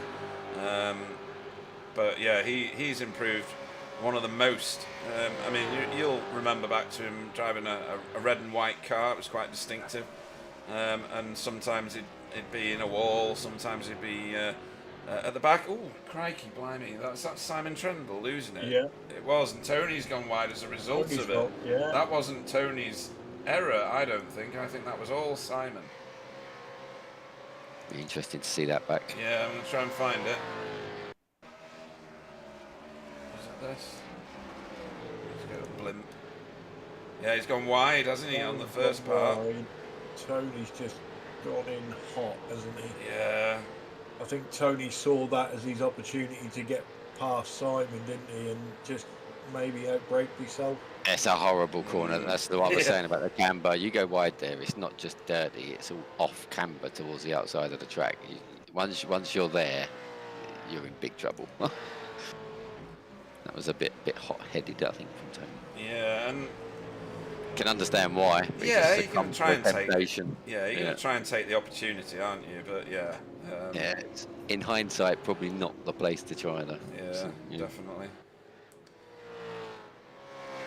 Okay, so pit stops have started. Stephen Phillips is in. Is that early or is that on? No, that's fairly early, isn't it? So. Also in. With the pit limiter on way in advance, because this is the pit road I dread the most of all of them. At least with some, you've got walls that will keep you in the right direction. You can at least use your fast repair.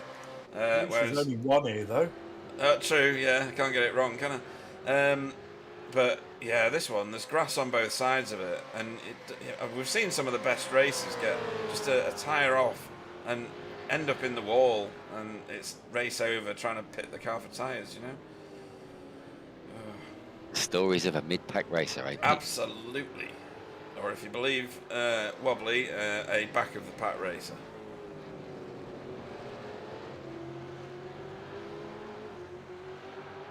So who's going to blink from... It's a shame that the pit stops are coming, actually, because some good battles. Adam isn't getting away from Vincent, but Tyler is closing on Vincent. Yep, and we should see Adam in the... Oh, they're all pitting at the same time. How is the BSTV esports team going to come? Oh, hello. We're going to have to see that again. Because that was... if I can manage to click on it in time. Did Vincent hit Adam? And did he push him over the line, exactly. Speeding? Yes. Yeah. We should see a very express Vincent enter screen at the bottom. Yeah, I think he may have got away with that. Yeah, the whole field's in, by the way. With the exception of the two Chimera cars and Ann Woodward. Vincent was desperately trying to woe that up then. Yeah. I was going to say, instead of Vincent giving Adam a penalty by shoving him in the pits, I think Adam probably saved Vincent from a penalty. Yeah. Yeah. Oh, look at that. That's a bit tight. Yeah. Talking about porn stars, they were inside one another on the way out. Oh, that's so rough. Oh, Stephen Phillips in the background. That's the busiest pit road I've seen in a V8 race for ages. They all decided to pit on the same lap. Nobody really got an advantage there, did they? No. That's what it comes down to, doesn't it?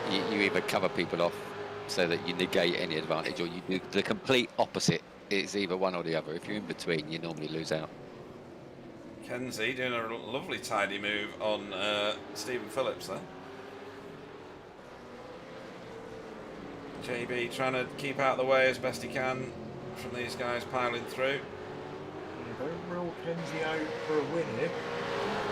No, I know, he's like that, isn't he? Both Chimera cars are in pit road now.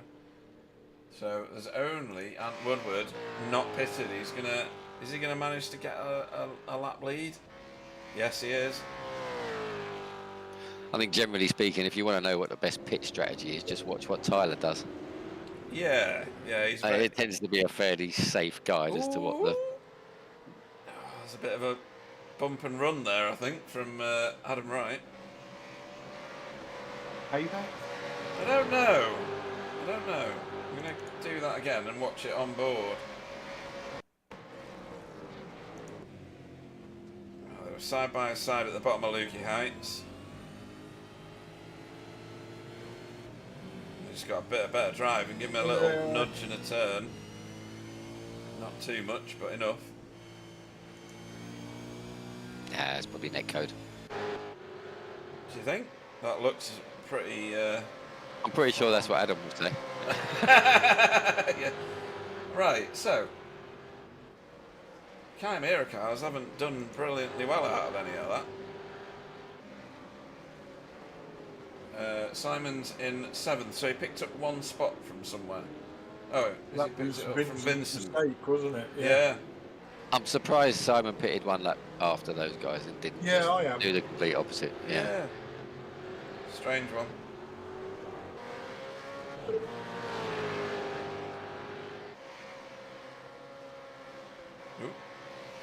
Strobing in and out from Vincent.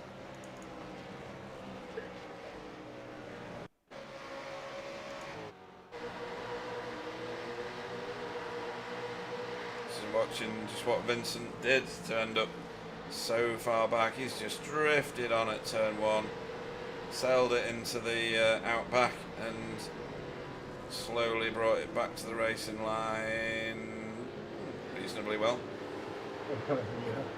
Can you still go straight across that grass? No, it black flags you massively.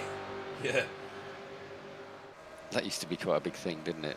Once loads upon a of people time. doing that. Yeah. You wouldn't even bother trying to correct it if you went off at turn 1. You just go straight across. You're like a torpedo into about 10 cars coming past.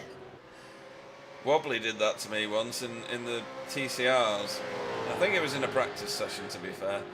I don't know how he managed to time it so well, because you're not getting any control over the car, but it absolutely wiped me out. I was talking about accidentally doing Oh, it. were you? Oh, no. No. Nothing accidental about Wobbly's incidents. No, I'm sure. So, at the minute, Ant Woodward is the race leader. You would think he's going to pit fairly soon.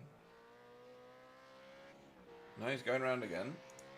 Yeah, I mean, hopefully he does the complete opposite. Yeah, like you were saying, yeah.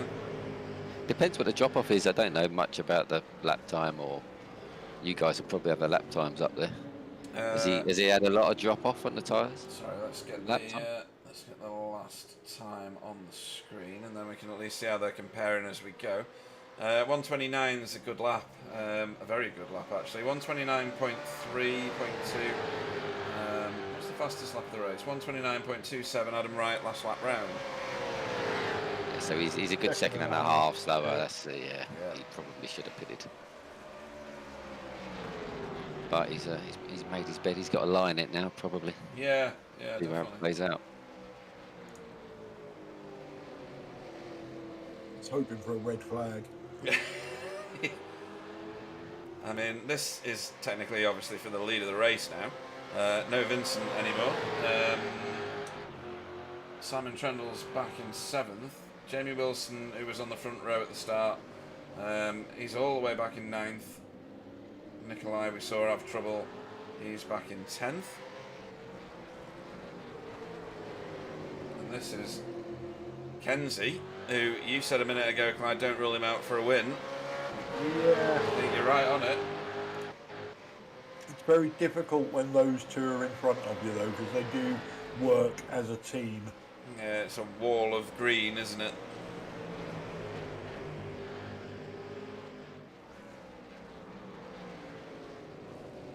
And Woodward has entered pit road now, so we'll see where he comes out, see if it's benefited him. I doubt it, because he was down on time, or race pace rather, at that point. Do they work as a team in the race? Tyler and Adam? They do, yeah. You know, back in the olden days, when we used to broadcast in black and white, when XVR were in it. I say he's going for it. Look.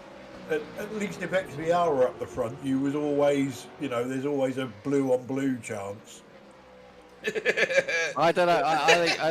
I think Tyler's a team player until the race starts, and I mean that in the nicest possible way. No, he wants to finish. So. These two will race each other hard, but I'm going to ruin it now. But they won't come together. If there's one thing I know Tyler does not like, it's team orders. Let's put it that way. No, he's there to race. They work it out for themselves. Yeah. Well, that was Kenzie lifting Tyler out of the corner there.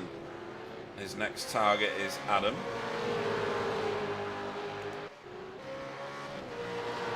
Simon Trendle's closed right up on Bob Woodhouse now, so the Muse going to have his eyes on Stokes if he's still watching.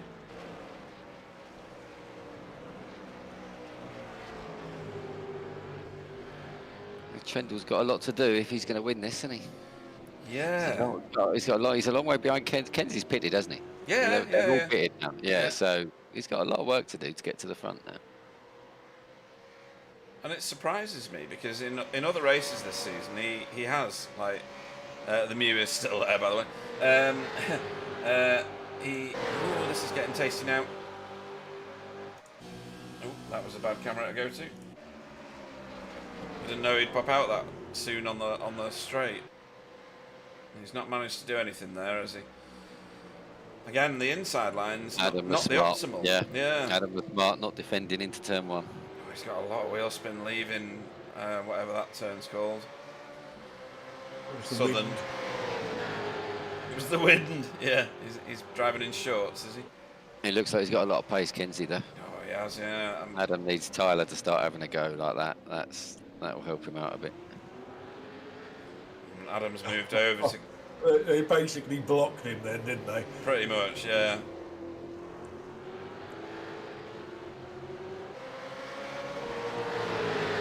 No, we've been relegated to the Mew's laptop because he's busy gaming. What game are you playing then, the Mew? Simon Trendle got, whilst we were watching this exchange, he's passed Bob Woodhouse. We might go back to that and watch it if nothing else happens, but don't look away from this because it's too good. Well, the longer this battle goes on, the more it's helping Simon out. That's absolutely, sure. Yeah. And who else was back there? Oh, Stephen Phillips, yeah. Bob Woodhouse. Stephen Phillips, definitely. He's got good pace around here, and he did the last time we raced here as well, if I remember right. You can see him there in the background. Again, Bob Woodhouse and Stephen Phillips have come on massively since I was doing it. Yeah. It's all an evolving league. Oh, Kenzie, where you going, mate? He's caught it. He did well to catch that. Yeah. I expected that to buck the other way then. Yeah. He's definitely going to need a change of underwear there. It was more luck than judgment, I think. There's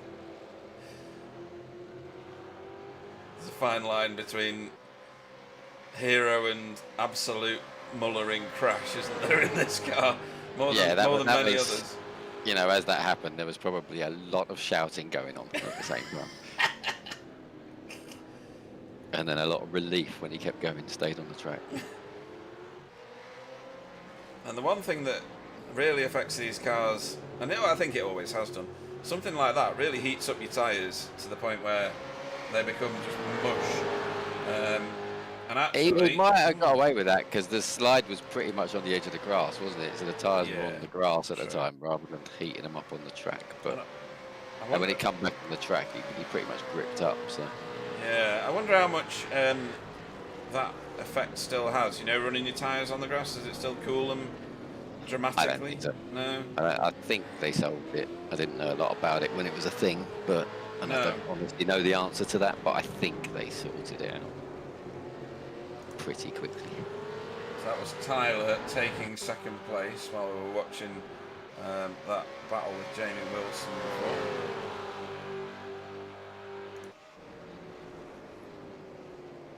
Adam Wright's got nearly a second and a half, or just turned a second and a half now.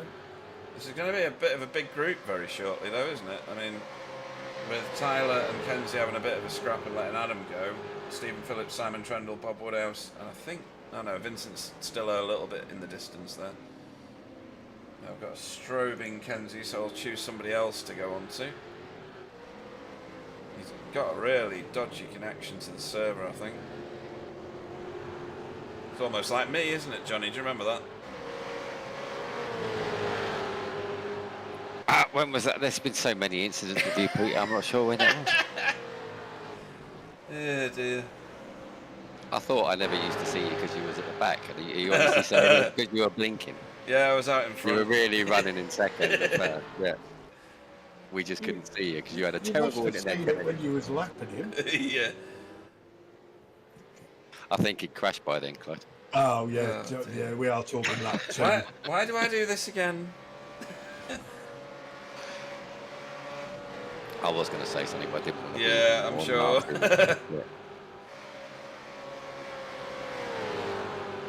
So So, yeah, Adam's got himself a 1 second lead now, which is handy.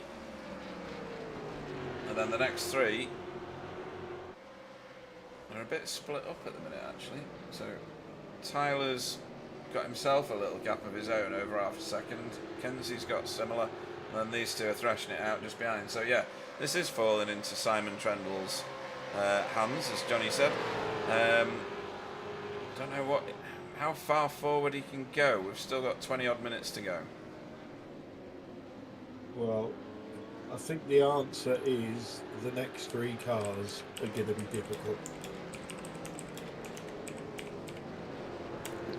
Kenzie seems to have backed off the pace a little bit since his little moment, doesn't he? Whether he's got a bent steering wheel on his sim rig now with the stress of what happened with bringing on so much, or he's just trying to calm down a bit, I don't know. But it'd be interesting to see if he closes back up on Tyler.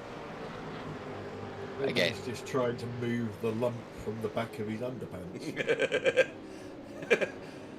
Shaking it down his leg. Yeah, I'm not going to carry that conversation on to him. We've all been there.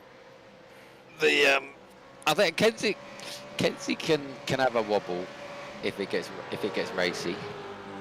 I think Tyler's a whole other proposition. If Tyler doesn't want you to get past, he can be very difficult. So if Tyler plays the team game to protect Adam and doesn't want Simon to get past, if Simon gets there, I'll be surprised if Simon gets past. Tyler's very good at defending. Well, I think this is going to end up being a very tasty end to the race. You've got Adam, Tyler, Kenzie and Simon, and Stephen Phillips sat right on the back of this, ready to mop up anything that happens. We've got some very fast races in the top 5. I think that's the question. If Tyler's prepared to let Adam win it, they'll get a 1-2. If Tyler wants to go for the win, then any of those top 4 can win. Still, I think it'd be interesting. I think the question mark for me is Stephen Phillips, because all due respect to Stephen, I don't think he's ultimately got the same pace as the 4 cars in front of him. But if they bunch up, that brings him back into it, and he's not afraid to make a move. You know, if there's a position there to be gained, he'll go for it. So, what we got? 17 minutes left. There's a hell of a lot can still change in this race. And he's not got any of the team concerns, has he, Steve? Exactly. He's just out for himself. So. Yep. And he's a New Yorker, so he doesn't like anybody anyway. So. Oh, he's a madman. He's a madman.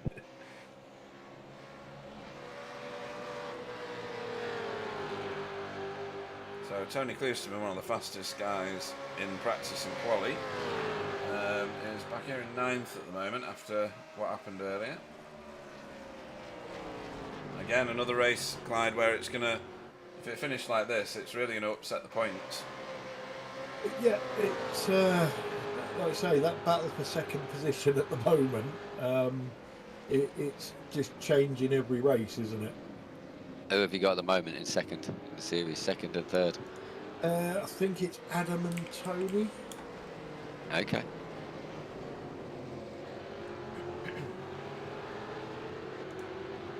Yeah, Adam and Tyler. Sorry? Kenzie and Tyler have missed races or something, have they? Yeah, Tyler was in Australia. That was my best Australian accent, by the way. So he's down in 12th in the standings at the minute. I think he missed 2 full race weekends for that. So when the drop score kicks in, he might be doing better than it says. Well, maybe not. Maybe not. Not with 2 races out at the moment, I think.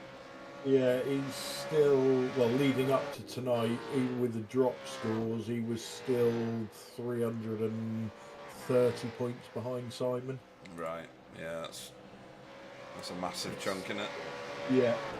It's only one race weekend, basically. Yeah, it's a bad race weekend. One terrible race for Simon, or a disconnect for Simon, and you're back in it.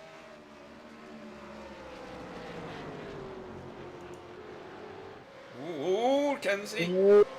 Oh, dear God, what is wrong with this car? Was he inappropriately touched from behind there? I don't Because know, they I'll were have a very look. close. I've got nothing to go back to, that's the only problem. Yeah, perhaps it wasn't it. Perhaps it was just the camera angle. Maybe it's got something to do with this. This might be it, I don't know. Well, we might see it in the top of the screen. This must have been the lap before, yeah. That's a few laps before. 10 laps ago. So I've got nothing I can go back to, I'm afraid.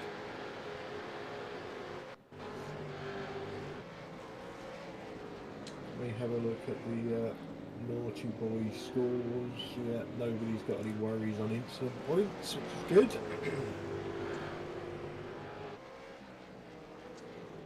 Tony under pressure from Nikolai after having a little bit of an exchange with Jamie on the previous lap.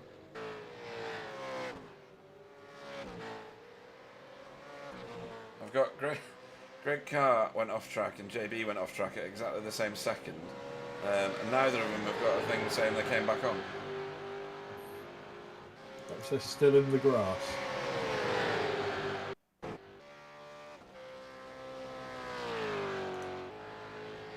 It's turn 1, so you're probably right. Yeah, we know where this is. He's about to run out of track. Well Oh, he's straight lined it as well. That is a lot of grass. That's a huge amount of grass. Oh, and such a smooth return to the track. Maybe not. Well done, JB. Right, back to this.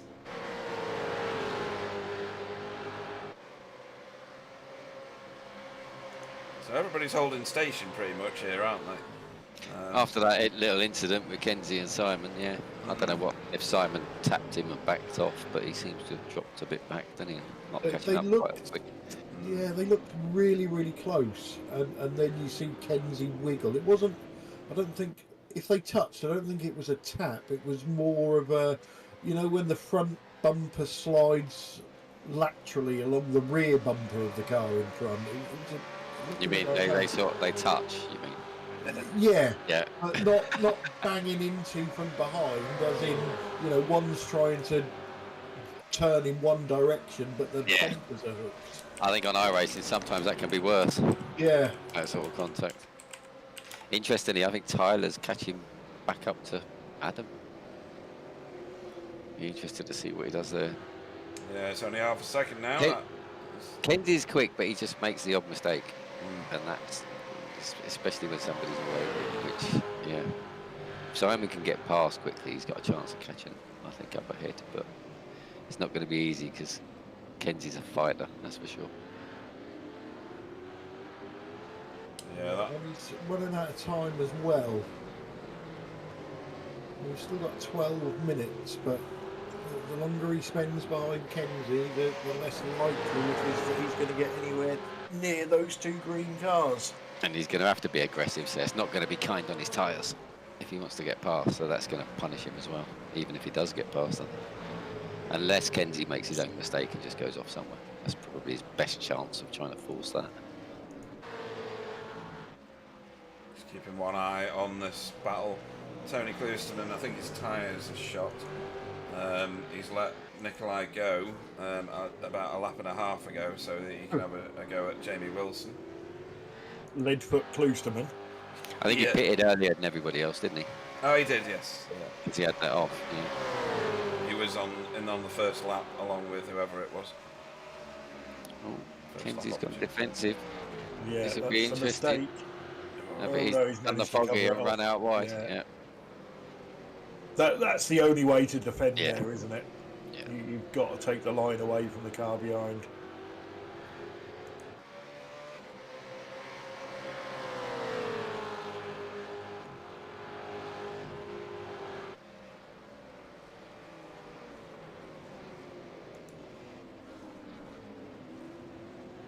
As I said, as soon as these two start going side by side, guess who's coming back to them? Yep. Stephen Phillips. Dropped Bob Woodhouse a little bit. So I've got a question. Oh God. Are we ever going to see you back in a supercar, Clyde? Me? No, mate. Oh, well, that sorts that out then. All right. Carry on. I've got rid of my rig and everything. Unfortunately, my man cave has turned into a broadcasting corner and a grandchildren bedroom. So you could say that the sim racing world is safe. Yes. Apart from it's not safe from my wit and sarcasm. Your shining wit.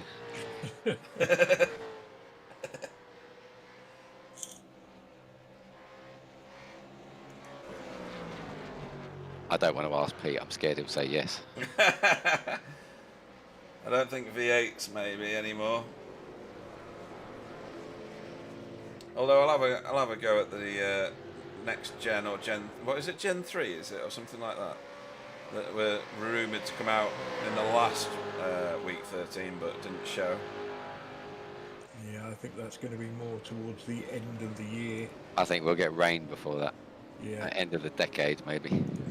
End of the decade.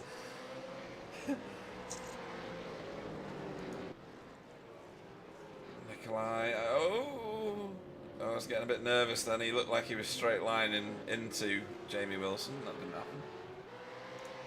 Where's Stephen Phillips ended up? Oh, is his connection gone? I think Stephen Phillips is. Oh, is he? Oh, right, yeah. Yeah, I think he's in and out again. Yeah. I don't know what it is with Nikolai. I've always been a fan. I've always had some sort of like fatherly feelings where I feel like I really want to help him out because he looks so smooth and I cannot see why he's slow. You know, he's not as fast as he should be up the front. He looks like he does everything right, but he's just not quite there. I really want to sit down with him for a couple of hours and go through it, and try and help. I watch Nikolai race purely because I think that Pete sort of started talking about it earlier. When he started, he was, I don't know, there is no nice way of putting it. He was a bit like a liability. But he's been racing with us so long now, you just see the progression that he makes every single season now. And at some of the tracks, he's got race-winning pace. Yeah. Genuinely has. You know, me and Pete talk about it, you know, he should be getting podiums. Yeah. Because he's got it in him. It's either nerves, it's a bit of bad luck, it's something there that's just stopping him making that final step. He should have joined XVR. That's the answer. Really got him up there. But he joined the enemy instead. The enemy. The feelings run deep then. Nah, I'm only joking. I'm just trying to be funny. Yeah. Not very successfully. I'll probably get Discord messages from everybody now telling me why my phone is up. It's not like a good bit of controversy.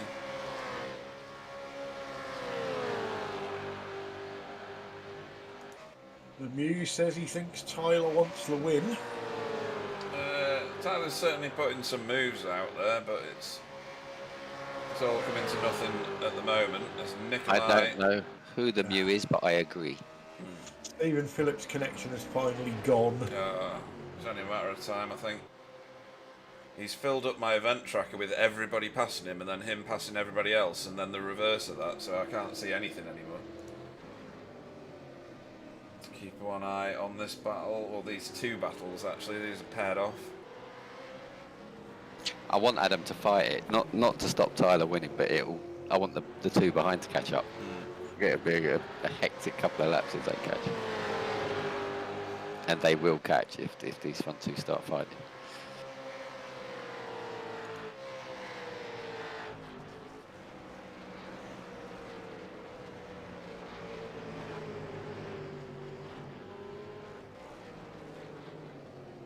Yeah, I think on pace, like pure pace, they're not going to catch, are they? Nah.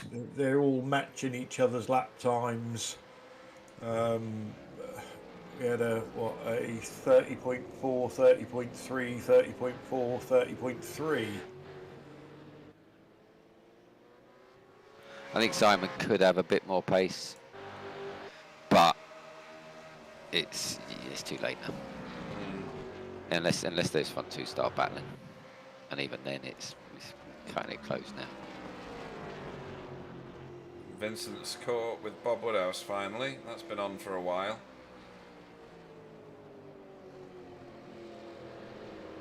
I think Bob's tyres left him a bit ago because he's dropped off the back of Simon Trendle and Kenzie. And he's got no Stephen Phillips as a tow machine now either. Yeah, and the Muir has said to Johnny, I'm a mate of Bob Woodhouse, it's why I started watching. Although if you talk to Bob Woodhouse, he describes the Muir as a stalker, I think. In that case, I'll be very nice to the Muir. Nice to meet you. Hope you have fun. Please don't stalk me. And Kenzie appears to have either turned up the wick or Simon has dropped off a bit. A bit of a gap found there, and the gap to Tyler's come down a little for Kenzie. I think Simon's done his tyres a bit now. Right. Behind Kenzie, trying to find a way past, and a couple of little... He had a wobble on the previous lap. He just caught the curb and the car got all out of shape. I thought he was in trouble coming up to that Lukey Heights. So, yeah, I think his tyres are a bit shot now. Yeah, I think the same for Bob Woodhouse as well, because Vincent's caught him in a hurry. Yep. And Simon was a bit too patient, I think, early on. Yeah, that's what I was saying back then. It was unusual that he didn't start moving up the field. He's done that on other races. Depends on how you look at it, doesn't it? You're right in the fact of race wins, but in the fact of winning championships and making sure you get decent points, he's done exactly the right thing. True enough, yeah. I think he wants to podium though. I think I don't know. It's easy for me to say now, but I was never that bothered about championships. It's more having a good race. I think that, especially from a patience point of view, it was just to have a good finish. Who's this we're talking to again, Clyde? I'll say, yeah, don't anybody that wins a championship, isn't that what they say afterwards? I just got lucky. That was it. Apart from the one season where I didn't get lucky, but I had it all in one season, didn't I?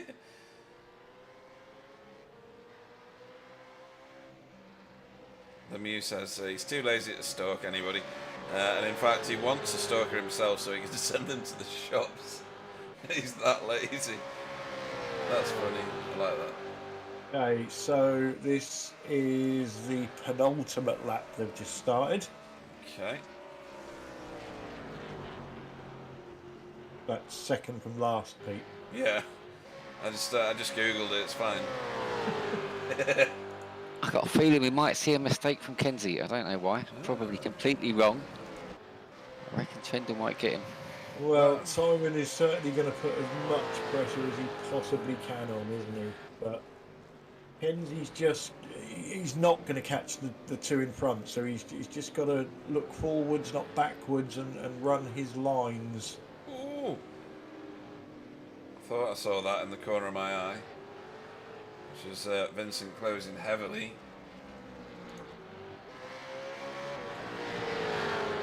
I feel like I'm being horrible to Kenzie, but I think he's a bit of an all or nothing. I don't mean it to be horrible. I think he's amazing, but I don't think he's not a sensible driver. Let's put it that way. He's full charge or nothing. It's 100%, isn't it? Yeah.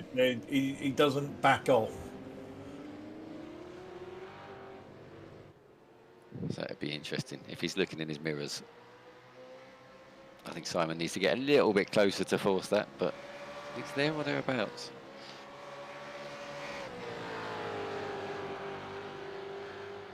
There's the white flag. Yeah, I think with Kenzie, many years ago, I did a broadcast for somebody, I can't remember. But it was the old BSR touring car thing. And there's a guy that some of you may know, Stelian Chepelevsky, I think his name was. Yes. I used to And race with him. Yeah. yeah, I did. I remember saying on the broadcast, and it was probably the only time in my life that people had agreed with me. You know, he's one of those guys that if there's a hole, he's going to go for it, and if there isn't a hole, he's going to make one. Have you seen him lately? No. He's got a YouTube channel, Right. where he has spent thousands on a simulator. He has got the most impressive. Like he looks like he's in a car, in his front room. It is ridiculous. Here we go, Simon. Well, there's this going on, and then in the background you'll see Vincent doing the same. So everybody's decided this is it. I don't think that Simon's got enough track held left. it together. Yeah. He can't get past unless Kenzie makes a mistake. Yeah. And it looks like he's fine now.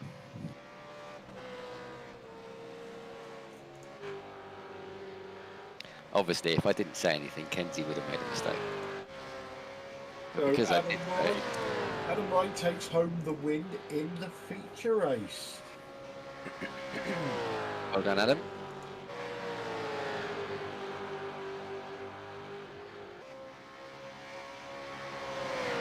Listening to the driver chat there, and Bob Woodhouse apologising to Vincent for defending hard, but no apologies needed for defending. You're allowed to. That's racing. Exactly. Especially for the last few laps. If you're defending on lap 3, Yeah.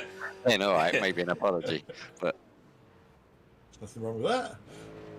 And Woodward makes it to the end of this one. His technical issues overcome. technically, there's nothing wrong with defending on lap 3, but You're now revising your previous statement. I've defended from reverse pole. Didn't last long. No. I was going to say, you've never just sold does. your sim rig there. It's one thing, I mean, there's nothing wrong with it. I've just never understood it.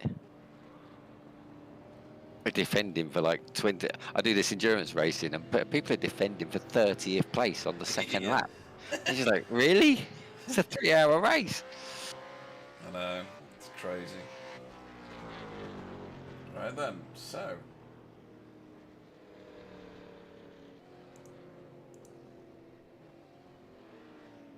Let's give you your official finish for the feature race, round 9. Adam Wright takes home the win for BSTV Esports Green, and teammate Tyler Newitt comes home in second. Kenzie Newhoff gets third place on the podium for Hydro Race Racing Forces. Simon Trendle in fourth for Team Chimera. Bob Woodhouse came home fifth for NQR Europe, and Vincent Skilbeck in sixth for Wheelie Bins Mayhem Republic.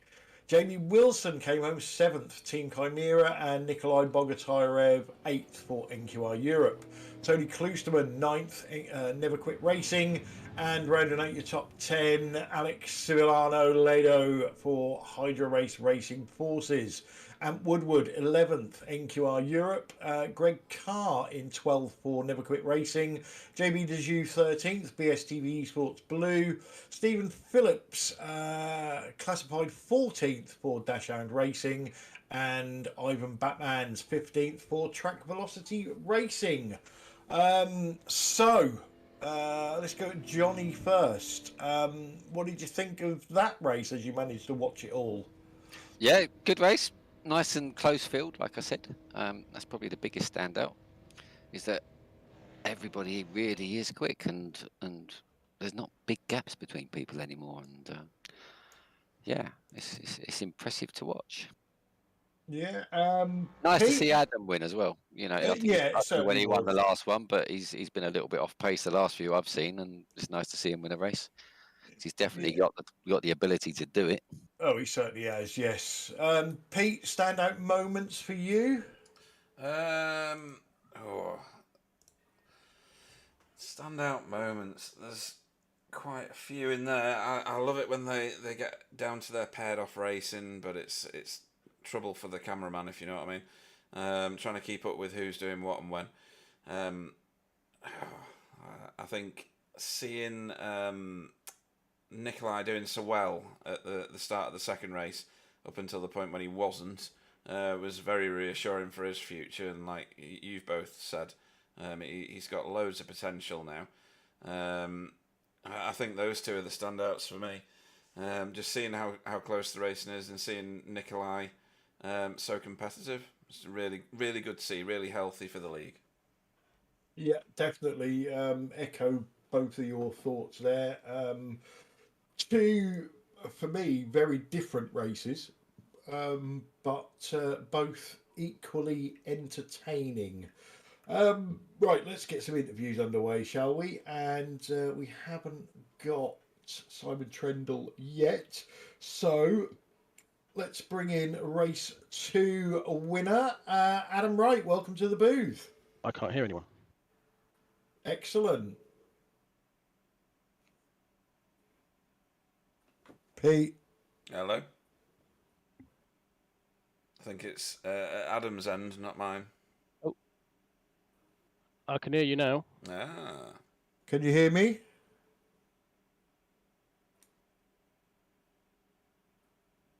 I'd take that as a no. I can hear Johnny too. You just can't. Oh, Clyde's not in the room. That's why. Where's He's Clyde? just gone. Clyde's disconnected and he's been booted by the server. Okay, brilliant. That leaves me to do the interviews. So, Adam, race 2. Got to be celebrating that. Where did you finish in race 1? I can't see the race results anymore from where I am. Fourth. Okay. And we saw you paired off with your teammate Tyler on a number of occasions.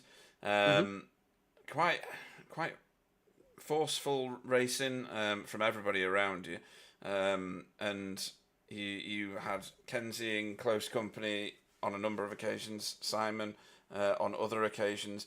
Vincent had his woes again tonight. Nikolai was doing well at the start of the second race, but then eventually it all fell away from him. What are the standout moments for yourself?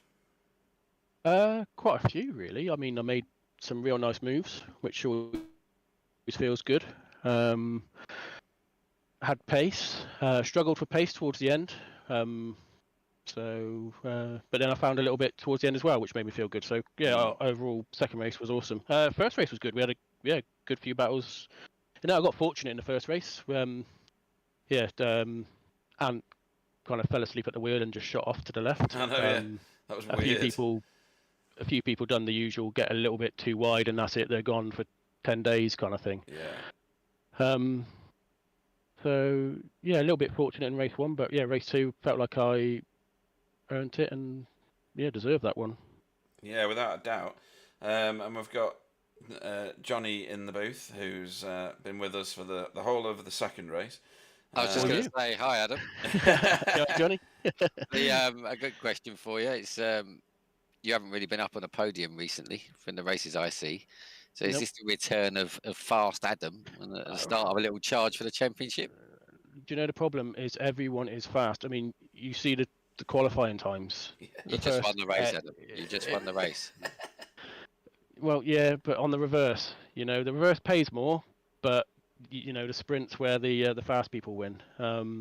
So yeah, I don't know. We'll see. I'm not thinking about it now. I think I was stressing myself out too much trying to get the decent results. So yeah, we'll just see how it goes. Well, I think you've definitely closed the gap at the top of the table. Obviously, Simon won the first race, but he's you kind of negated each other in terms of positions because he was fourth in the second race and you were fourth in the first. But you gained more points for winning in the second race, like you've just said. You've got who got the fastest lap in that second race? Was that Kenzie? I don't know. I was trying to look at my screen. And I couldn't tell if I did or not. It was Kenzie with a 1:29.22. No, it wasn't. It was Vincent. God. Oh, he's a bastard, isn't he? 1:29.1. I mean, that's pretty rapid. So yeah, you didn't get that point. technical correction. There, he's an Aussie bastard. Dear, funny stuff.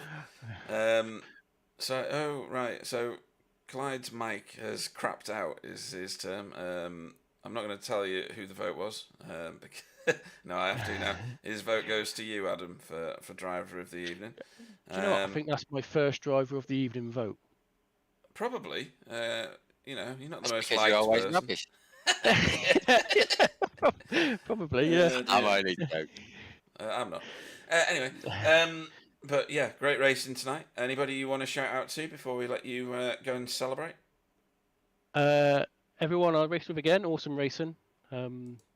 Tyler, we did have a battle this time. We said we've already had our 1-2, so not that I think I could have beat him on the last one, to be fair, but I tried to play it smart that time. But that's this time now.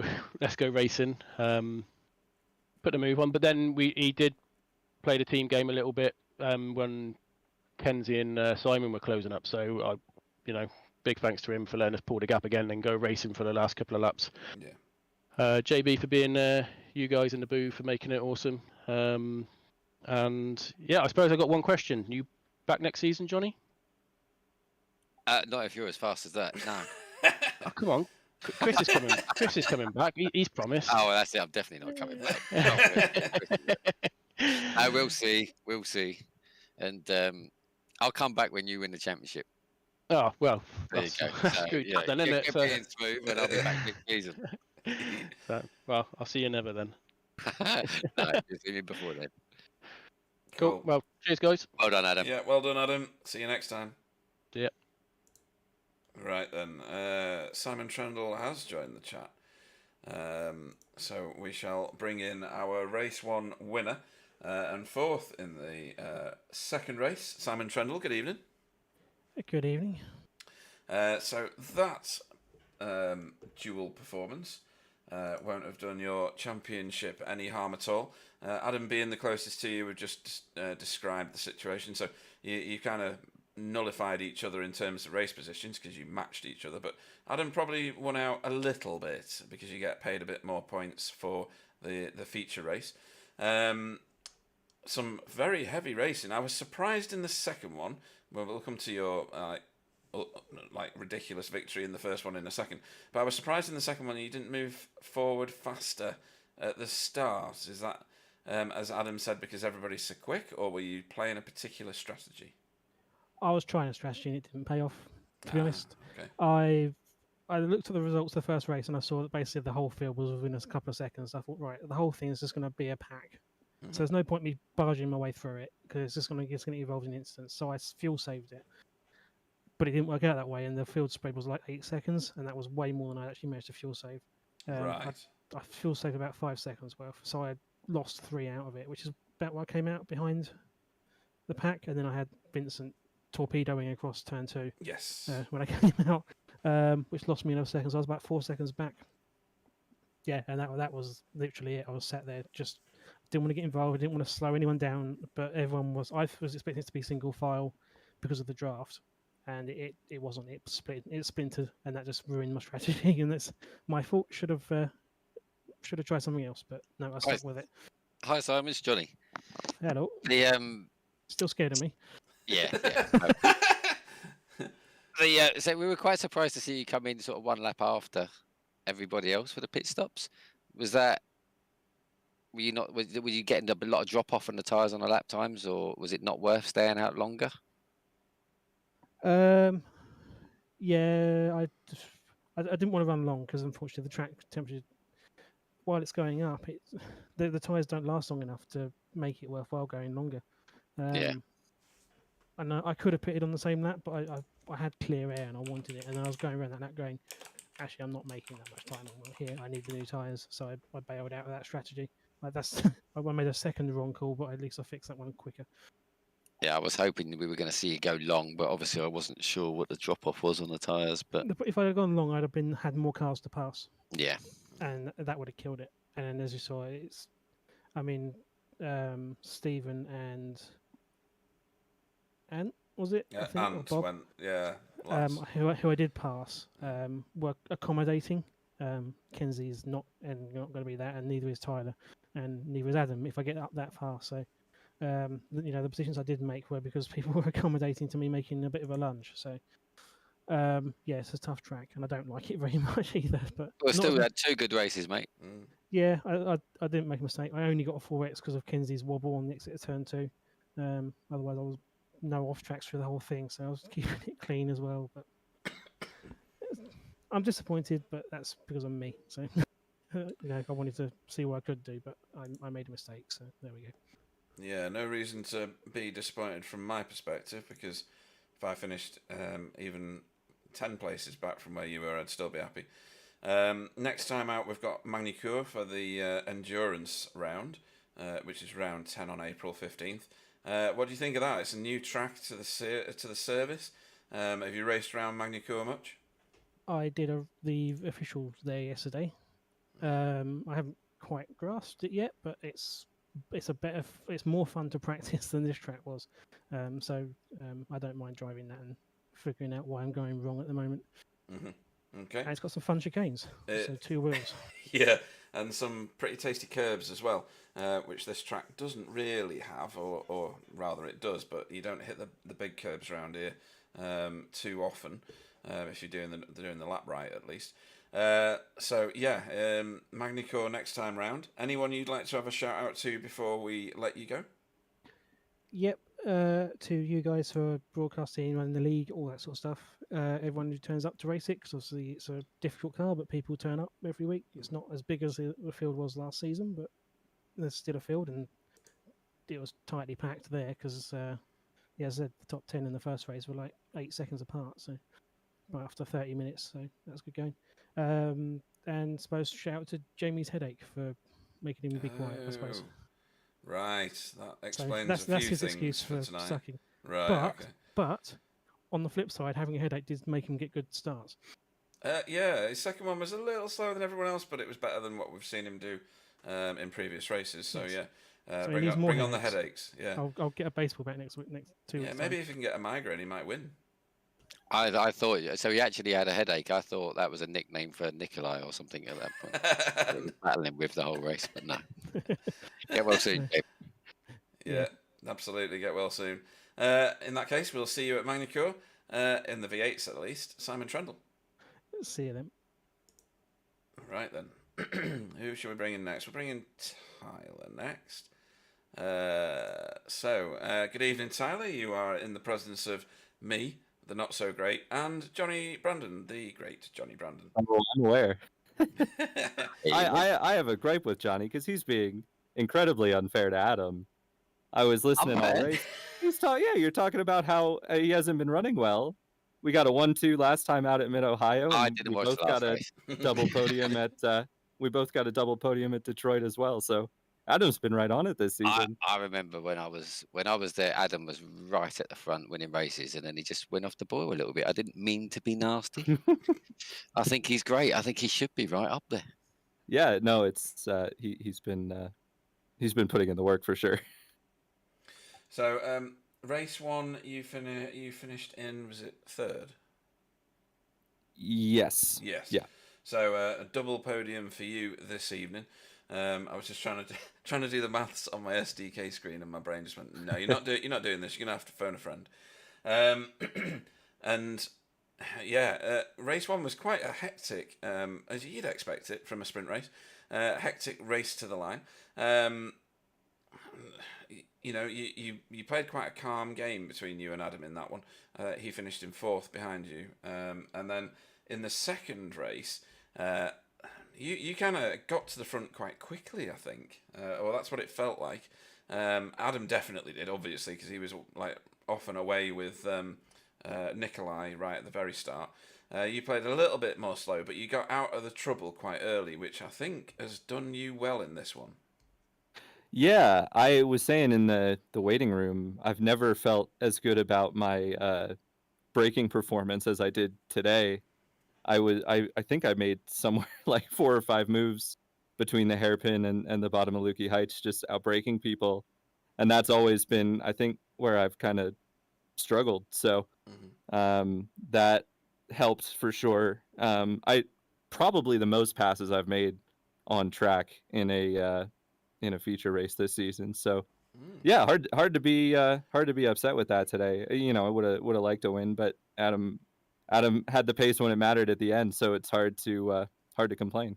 Yeah, and you seem to do some good team racing when there was a bit of distance between you and Kenzie, and then some not so team racing when they were closing in. Sorry, the other way around, but you know what I mean. So are you making decisions on the fly, because you still seem to race one another quite hard?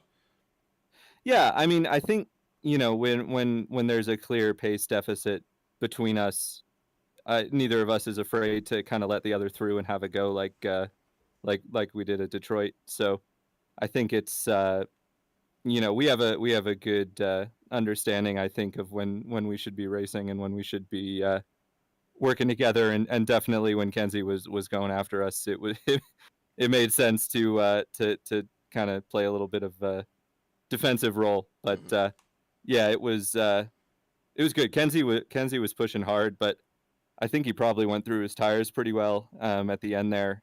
For whatever reason, my set seemed to be really good on the long run, because I was able to catch Tony on the long run in race 1 before I got that damage from Vince, and then I was able to catch Adam on both of the long runs today, or in race 2. So I think you know, it bodes well for the rest of the season, since I've pretty much been using just the same setup for the last few races, and I think I've had one finish off the podium, and that was a 4th. So I'll take that. Yeah, I think a lot of that's down to you, isn't it? You're so smooth compared to a lot of the other guys. You're very smooth. Like Kenzie's absolutely rapid, but he makes a lot of little mistakes.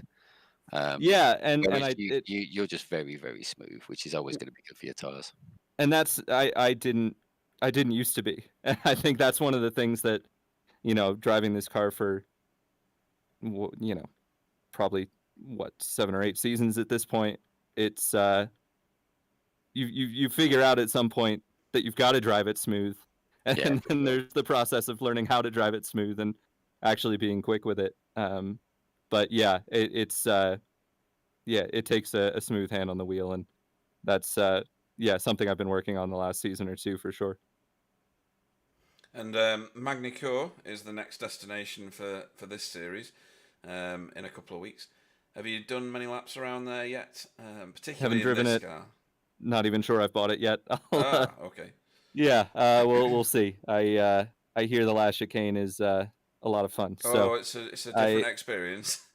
Yeah. So we'll see how it goes. But I feel like you know, I'm not in the championship fight this season since I've missed a couple of races. But I think we're making a good push in the team championship and in the Safe Driver Award as always. So we'll see how it goes. Yeah, cool. In that case, we'll let you go and celebrate your 2 podiums tonight. Tyler Newitt. Thanks, Pete. Thanks, Johnny. There we go. Did I ask you if you've raced Magny-Cours yet, Johnny? Me? No. No. Have you bought it? No. I don't. You know what? I can't remember if I bought it or not. It's I probably have, because I tend to like a new track. Mm-hmm. But yeah, I can't think if I've been around that. I probably bought it and did a couple of laps when it first came out, but not raced there yet. Right. Okay. Yeah. And in terms of team orders, with XVR, did you have any, or was it nobody's allowed to beat me? That's why we got rid of Foggy. He was beating me too much. He wouldn't listen. It's funny because it's true. Yeah, exactly. There's many a true word spoken in jest. Yeah. No, basically, the only team order we have is you don't take each other out. Mm-hmm. Yeah, that's it. And pretty much like Tyler just said, if there's a clear pace difference, we won't hold each other up. As long as there's, you know, plenty of time left. If there's 3 laps of the race left, 2 laps of the race left, and for want of a better example, I'm not picking on him, but Lane was in front of me. Yeah. Then there's no reason for him to let me past. No. You know, it's that he's entitled to cling on to that. So it's just sensible stuff, really. Yeah. Where is old man O'Connor these days? He's still racing. Right. It just in between, if he can get out of the home for a while and they go let him and out visit on day somebody with a release. sim rig, then he comes on for a bit. And he stays there until all his arthritis starts hurting and all that sort of thing. I've never seen a rig with a Zimmer frame in it before. You'd be surprised. He's got it all. But yeah, he's still racing. So he's not as much as he used to. I think he's been a bit busy as well, but he's still racing. Oh, We're all just having fun with it and keeping it a bit calm. That was the thing with us with the V8. It was like pretty much every day, all the time. V8. Now, and it just got a bit. Just needed a break. So now we just turn up and do a GT3 race here and there, have some fun. But yeah, we may be tempted to come back to the V8s. We definitely will be at some point. No, that's good. And I'm sure it will be all of us when we do. So we tend to do everything as a team. So. And that's the way it should be. That's definitely the way it should be. We're not there to be the greatest team in the world. We're just a group of mates that like to race together. That's it. And it's we all get on, and it's just about having fun. That's the main thing. Yeah, it'd be great to have you back. GT3 racing is a bit of a brawl, isn't it? You get a lot of tryhards in there that it's like send it every corner. They don't last for the full race, but I don't like GT3s, if I'm being honest. They're a bit better now. I tend to prefer cars with low grip. Whether they be fast or slow, I don't care. But I tend to prefer slower cars because I think the racing's better. But GT3s, they're quite easy, to be fair, to turn up and have a race because there's so much grip. That's what they're designed for in real life. At the end of the day, they're designed as a customer car, aren't they, for gentlemen drivers? So they're pretty easy to drive in real track life. Track day cars, yeah. So yeah, they're okay, but I'm sure we'll be back at some point. Okay. Well, I'm going to bring a couple more in. I don't know if you want to stick around for Vincent.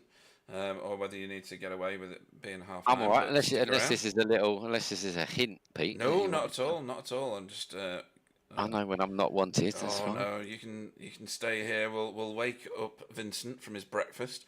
Vincent, are you there? I am. Excellent stuff. Good evening, or good morning. You're in the booth with myself and Johnny. Clyde's microphone has let him down, so. Morning. Okay. Morning. So you were very, very fast tonight, like very fast. In fact, you're so fast you got the fastest lap in the feature race. Yes. But your race results don't necessarily reflect that so much. Yeah. I've put it on myself. I just made too many mistakes tonight at turn 1. If I didn't make those mistakes at turn 1, I think I could have been in with a fight with the podium. I definitely knew I had the top 5 car, but I just made too many mistakes tonight, so it was all on me. Yeah, because in the second race you kind of almost checked out with Nikolai, didn't you? And you were at the pointy end of race 1 for quite a long time. Race 2, you seemed to come out of the pits in straight line turn 1. Is that what happened, or was that coming round when everybody else was piling out the pits? I can't really remember how it was. Nah, that all started from the bottom of Lukey Heights. I think I locked up going in, which unsettled my car. Then Adam just got a run on me and gave me a little bit of a bump, which he then managed to get past. But I think that just superheated my tyres for turn 1, and as soon as I put my foot on the brake, it locked, and just had no hope once it locks. You just go straight on. So. Yeah, and it was a long expedition. Found some kangaroos, and I don't think you get them on Phillip Island, but never mind. Found some roos and some wallabies, seagulls, some penguins. A whole load of wildlife. But you seem really, really fast this season, and I think if you could get that connected with some, reliability is not the right word, is it? If you could avoid some of the incidents that seem to be plaguing you every so often, then I think you've got a race-winning combination there. What are your thoughts, Johnny? You've watched a few of these this season. Vincent does look rapid, doesn't he? I'm trying to think of how to answer the question without being the bad guy again and being horrible, because I seem to be being horrible to everybody. Well, I think the word Pete was looking for was and consistency. I don't mean to be. Well, as an Aussie, you've obviously done about 10 million laps around here. Yeah, I have. Yeah, so And how I come do there seem were to be lots of practicing a bit mistakes? more. That's why Yeah, it's I so don't fun. know. I've never met a slow Aussie round this track, or Bathurst for that matter. You're all absolutely. Yeah. You could probably drive around it with your eyes shut. So is Yeah, it almost, just yeah. the early morning thing, or you're not practicing as Um, much as you like before the race because you think you know it, or I don't know. No, I didn't practice as much this week. I think put in about 6 hours, maybe 7 hours of practice throughout the week. Okay. The time for me getting up doesn't bother me because I'm working night shifts now, so I'm always up at midnight. It's the end of your and day going to anyway. work. So yeah, I'm awake. So yeah, my body clock is all right with that. But yeah, I think it's just got to work on my consistency in the race and try minimize the mistakes. So When if to I can push do and that, not I to think push. yeah, if I think I can do that, then yeah, I might be in for a good shot to be inside the top 10 by the end of the season, which You I'll be definitely happy got the with. pace, haven't you? It's just the consistency. Yes. Yeah. Do you race as a wheelie bins team in other leagues? No, not really. This is the only league I'm really doing at the moment. Apart from V8 Scops, which I still run the wheelie bins name in that. But as a team per se, no, I don't really run with that. I do have a second team that I'm kind of with that I use for like the GTs and the long endurance races, which most of the people in that team are admins of wheelie bins anyway. So it pretty much is a wheelie bins, but it's just a whole new team, different team altogether that was before wheelie bins, and they've just come in, and yeah, I've just kind of got to know them a bit, and then just joined them on occasion. So, but yeah, as a wheelie bins team, I'm the only one I think that really runs as a wheelie bin team. I think. I have to ask you, the other team isn't called Skip Racing or Black Bag No, Racing or anything. It is not. It is XCM, which is Phil Recycling Letchford. Racing. No. No, which is Phil Letchford and Jason Bentz that pretty much run that. So, yeah, I just run with them. It's good. Cool. Next time out, because it's a new track, I've been mentioning it, Magny-Cours for the endurance race on April 15th. How many laps of that have you done, or have you not even bought it yet? Oh no, I've brought it, and I think I've done about 10 laps when it first came out, just to see what it was like, because I know the track pretty well because of MotoGP. So it won't take me long to fully get up to speed. It's just finding the brake markers and stuff for the V8. But yeah, I haven't done any of the races that were official last week, so it'll be fun to see how I go. Okay. And finally, anybody you want to have a shout out to before we let you go and get some practice in ready for Magny-Cours? Yeah, just everyone over at Wheelie Bins that keeps us running. Simability for sponsoring the league, everyone in the league for the awesome racing this season, and you guys for the broadcast. Tremendous stuff. In that case, we'll see you in a couple of weeks. Vincent Skilbeck. Catch you guys later. Good night. Cool. Right. So I should have actually apologised to him for calling him a rude word, shouldn't I? I should have pointed out that it was Adam that said it first. Yeah, or true. The time. Yeah, but anyway. Never mind. Sorry, Vincent. He'll watch the replay. Don't worry. So, two to go. The first of which is, as Clyde would have you believe, a New York native. We know different. And good evening to Stephen Phillips. Yeah, guys. Hey. So your Dachshund powered car kind of didn't do it for you in the second race. Where did you finish in the first one? 9, were a part of the reverse, weren't you? So what were you, about 6th in that one, in the first race? I think I finished 6th. Yeah. 6th, yeah. So we were talking tonight about how quick and competitive you were. You have to remind me of what your demise was in the second race. Was that a connection issue? It was, wasn't it? Yeah. Yeah, that's sad when that happens.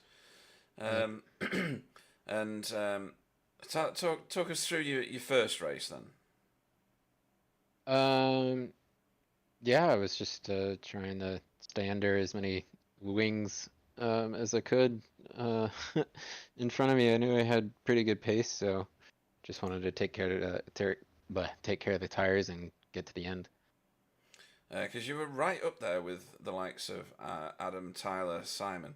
It must have been devastating once that cold feeling of I've just lost connection to the server kicked in for the second race. It was frustrating from me because I liked seeing you do well. And we were saying how competitive you were. You were closing up on the back of... Was it Bob Woodhouse you closed up on the back of? Or were you in race 1, yeah. So you've clearly got the pace. What do you need in order to get yourself another podium? Because was it this season you had one, or was it last season you had a podium? I can't remember. Yeah, this season. Yeah, it was this season, wasn't it? Yeah. Coda. Ah, yeah. What is it that you need in order to get there more regularly? Well, Vincent sent me something. The TP-Link AV2000 Powerline adapter. Ah, right. Something to get me maybe a more stable connection. Yeah, I don't know. Just got to keep the nose clean and finish races. Completely out of my hands today, which is frustrating because I know that the car was clearly a top 5 car, if not further up. Because I was really just focused on taking care of the tire and not collecting incident points, So, yeah. And Johnny, when we were speaking to Tyler, Johnny was saying that Tyler's a super smooth driver. From what I see of you, you're also good at maintaining tyres. I was just going to ask. You say you were trying to look after the tyres. Were you concerned about the tyres? At the end, saying you were trying to sort of play the long game, take it easy at the beginning to hopefully have a bit more than people around you at the end, were you? Yeah, definitely. Well, I mean, this track is so fast and so many of the corners are high load that if you slide the tire at all, it's just gone, especially in these cars. So yeah, looking after the tire was for sure a concern. And I knew that as long as I let the guys battle in front of me, then and I kept my tires fresher, then eventually they'd come back to me, and that's what happened in race 1. Couldn't quite make a move on Woodhouse, unfortunately, just because again that's the nature of the track. It's really hard to pass here. But yeah, race 2 I was hoping to stop early and find some time in the pit stop. Couldn't quite make that happen, but yeah, it's a shame we didn't get to see that because you definitely looked strong at the end of race 1. So it would have been interesting to see how it played out. Yeah, it's a bummer because I was closing in on Simon and Kenzie while they were battling again, and that was definitely the strategy because I know like lap for lap they're faster than I am, but if they can battle and wear their tires out, I can close that gap up again. Yeah, obviously I know how much of a big deal looking after the tires is, so yeah, shame we didn't get to see it at the end there. Great to see you up the front nowadays, though, mate. Oh yeah. Yeah, it's been fun when I've been able to be here. I don't think I have any shot at any good championship spots, and those are all accounted for now. But I'll just keep showing up when I can and keep having fun. Yeah, you gotta be in it to win it, mate. Yeah, that's what I was gonna say. Before we start talking about Magnico, how's the doglet? Still got the Elizabethan collar, or fully recovered now? She's fully recovered, yeah. She's doing much better. Thank you for asking. No, that's always a priority, are our pets. So Magnico, new track to the service. Thank God you're talking about a pet. I wasn't quite sure that new track to the service. Have you bought it and have you lapped around it or not? Oh yeah. All right, cool. I've raced it in IMSA in the LMP2 the last 2 seasons, and it's a lot of fun. It's a shame more people don't own it and drive it, because it's a blast. It's like especially in the high downforce cars, it's like a go-kart track, and it's just really fun to drive it. So hopefully some of that track knowledge will help me out, but I know that this field is really fast, so we'll have to do everything we can to finish in the top 5. And I'm sure you will. Maybe get one of those TP Link to get yourself a stable connection for the next one. You're going to need it because it's an endurance race. Any shout outs you want to make before we let you disappear? Yeah. Thank you guys for putting on the stream. It's always nice to see Johnny in the booth. Thanks to everyone who showed up today. Be great to have a higher participation, but thanks to all the regulars. It's always fun to race you guys. And yeah, I think that's it. Simability, the series sponsors, making it so we can do this kind of stuff. So I think that's it from me. Well said. And we will see you in a fortnight's time. Stephen Phillips. Cheers, guys. Good night. Cool. Right. And then last into the booth is... I think he's probably quite new to you, Johnny. I don't think you'll have raced against Alex Savellano-Lado before. Hydra Race Racing Forces. Welcome to the booth. Hello. Hello. Oh. You're not surprised there. Caught you off guard there, I think. Yeah. So, you're another one from that Hydra Race Racing Forces stable who is really very fast. But couldn't convert it into a top 5 tonight, Alex. Yeah, sadly. I can't manage to keep the car on track, so quite hard then.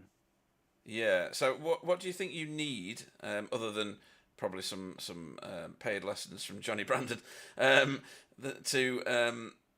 to get that stability in the car and a more reliable finish? Because you've got single lap pace, that's obvious. You know, your fastest lap in the second race was faster than all the cars around you. A 129.54 was your fastest, and 1, 2, 3, 4, 5 places in front of you, everyone was doing slower lap times. Yeah, well, I mean, honestly, it will sound cocky, but again, for this race, I didn't practice. Not because I don't want to, I would love to, but I just don't have the time, so I just try my best, you know. And again, I joined the session, the league session, and that's all I practice I had. And yeah, for me to find the car more stable or more consistency through the races, I guess practice more, of course, would be the thing. No? I guess if you practice more, you have better control, better confidence into the turns. But it's not really an excuse because I could still I can lap most of the laps of the race without going off.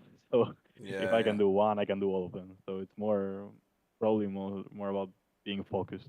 I really lose focus quite easily, and that's once that happens, I'm out. And I always found for me practice was consistency. So I normally get up to pace pretty quick, like literally 5-6 laps. That's about as fast as I'm going to get. But I'll make mistakes unless I practice. When I practice, then I can do it every lap. You know, so to come in with no practice, that's impressive. Yeah, I mean, arrive and drive doesn't work for many people, but I mean, he's fast, Johnny. Imagine if he did practice, he'd be getting podiums. Exactly. Yeah. That's what I'm saying. Not really, because I know, like, for example, Mid-Ohio, I was super comfortable. I don't know if you remember at the interview, I mentioned I didn't practice, but I felt super comfortable by the end of the practice session. And I was 8/10 off the pole, I think it was Simon. And then this track, by the end of practice, I felt horrible with the car. I told Kenzie there was no way I would be up to the pace. And then in the quali, I was 7/10 off, which was even better than Mid-Ohio. So, yeah. What, did you do a lot of practice at Mid-Ohio?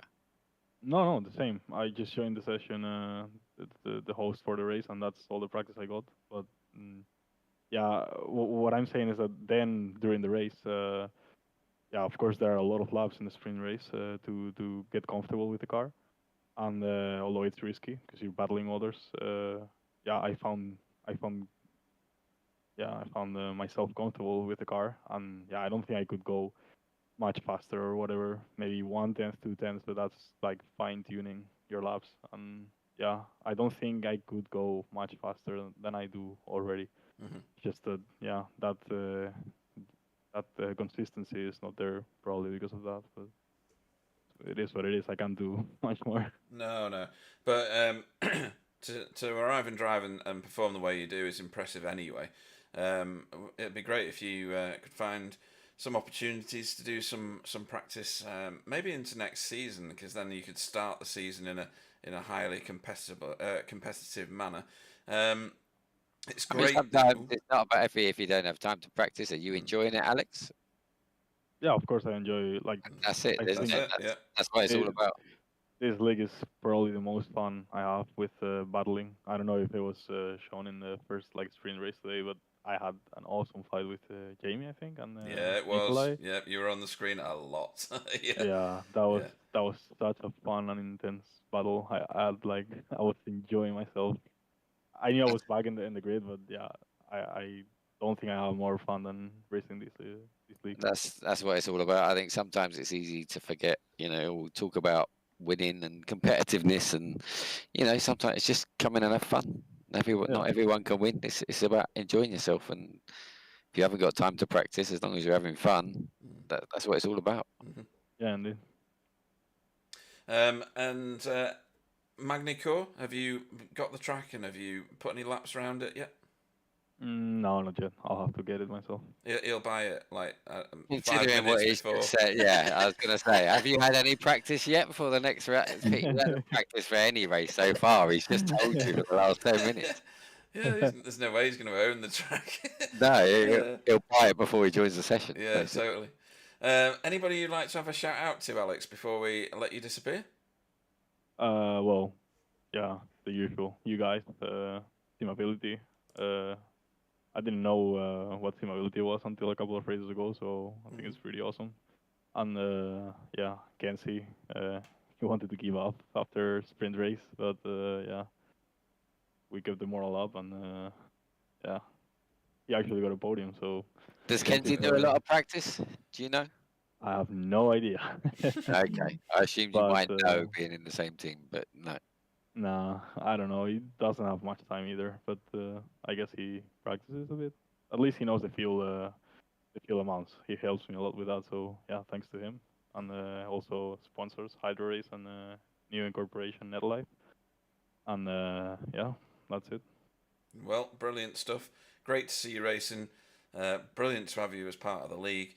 And hope you turn up for all the races. Alex Lado. Thank you, Ed. Good night. So, a fantastic evening's racing, Johnny. Great to have you in the booth.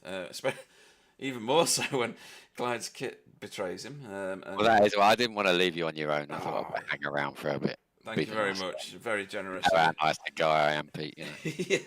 Yeah, time is of value to everybody, so really do appreciate it. As a reward, you get to put a vote in for your driver of the evenings. Whilst you're digesting that, I'm going to do a quick rundown of what I think. Adam Wright did a great job. He's been really, really competitive and quite reliable in his finishing this season, hence him being second in the league at the moment. Tyler did a great job, team driving, wingman, all the way through. Got himself 2 podiums, that can't be ignored. Kenzie didn't have a great first race at all. Ended up doing a recovery drive in the second one. Got himself a podium. That's impressive. Simon obviously got a win. Bob Woodhouse got 2 5s and was absolutely stable. Didn't get very many incidents at all. I don't think he even got one. We spoke to Vincent. Jamie Wilson didn't have the greatest of evenings. Obviously, with his headache, it's not worked out for him very well. And then Nikolai could have been right up there, could have had another podium, but not to be today. There's a lot to choose from in that group, isn't there? I think I am going to have to. Oh, I don't know now. I've bottled it on what I was going to do. I'm going to go for Tyler, because a second place and a third place and supporting your teammates, that's got a lot of kudos in my opinion. He's played a blinding race all the way through. I like his strategy, I like his driving style, and I like what he did tonight. So I'm going to vote for Tyler. And yourself, Johnny? Nice. Like you said, lots to be impressed by. I mean, I was gutted when Nikolai spun from the lead, so you can't really vote for that. It'd be like voting for Tony hitting the wall. You know, I'm sure we'll see him up there soon, Nikolai. Just got to get a bit of consistency. Speaking of Tony, I mean, he was second. Was he second place in race 1? Yeah. So we could vote for him. It was nice to see him coming back. He had good pace, but I can't because of the second race. It wasn't great. But for me, it's Adam. I mean, and Tyler coming and had a go at me for being horrible to him, so I have to vote for him. I think he deserves it. So for that second race, it was good and a good race one as well. Right then. So it's nice to see Adam up there. I think we should, I will try and watch more because apparently he is up there more. It's just that I'm not watching and seeing it. So yeah, it's nice for me to see Adam up there today. So Adam's my vote. Well, he's had a successful weekend then, because 2 votes for him and 1 vote for Tyler. That's a BSTV closeout for driver of the meeting. We will see you all again for V8s on the 15th. I've said it many times. For Manicore, it's a 2-hour endurance race. On Wednesday of this week, I can't even remember what I'm broadcasting. I'll have to go and check now. This is where you need Clyde, because I haven't got a clue. No, yeah. It is at Mid-Ohio. That's going to be a good race. TCR's around Mid-Ohio. TCR? Yeah. Feel free to join that one, Johnny. Come racing with us. Yeah, it's going to be quite an event. Nothing's happened yet with Clyde's Clio Cup, so keep watching the Clio Cup? What's Clio that? Cup. I don't know. Have a look at the website. I know even less than you do. It's Clyde's secret. It's a car I'm interested in, but I've stayed away from because I reckon it's probably going to be carnage in the officials. It's one of those cars. Yeah. Once it all settles down, it'll be amazing. Or a league could potentially be amazing. Well, you say that, and you're right, because me and Clyde were part of a Clio Cup in R Factor 2, like in 2012, I'd say. Going back quite a long way now. But it was a blast. You could throw the car all over the place, and yes, it's not a fast car. But like you were saying, some of the best races are in the slower classes. You get much better racing. You got to think about it more and be more patient, and you get away with a bit more. Yeah. It's all about the people you're racing. You get people in a league, like we say with this car, get a lot more respect in there. Like, could be interested in that as a fun league. Yeah. So keep tuned on that, folks. Thanks to Clyde. Thanks to everybody that raced. Thanks to all the people that watched, and ultimately, and most importantly, thanks to Johnny for sticking with me to the end of the broadcast. Very much appreciated. I will send you the bill. Yeah, we ain't got any money. I'll say goodnight. I was talking about money. Yeah, sorry. I'll let Johnny say goodnight, and we'll close the broadcast. So thanks everybody for watching. Over to you, Johnny. Thanks for watching, guys. Good night.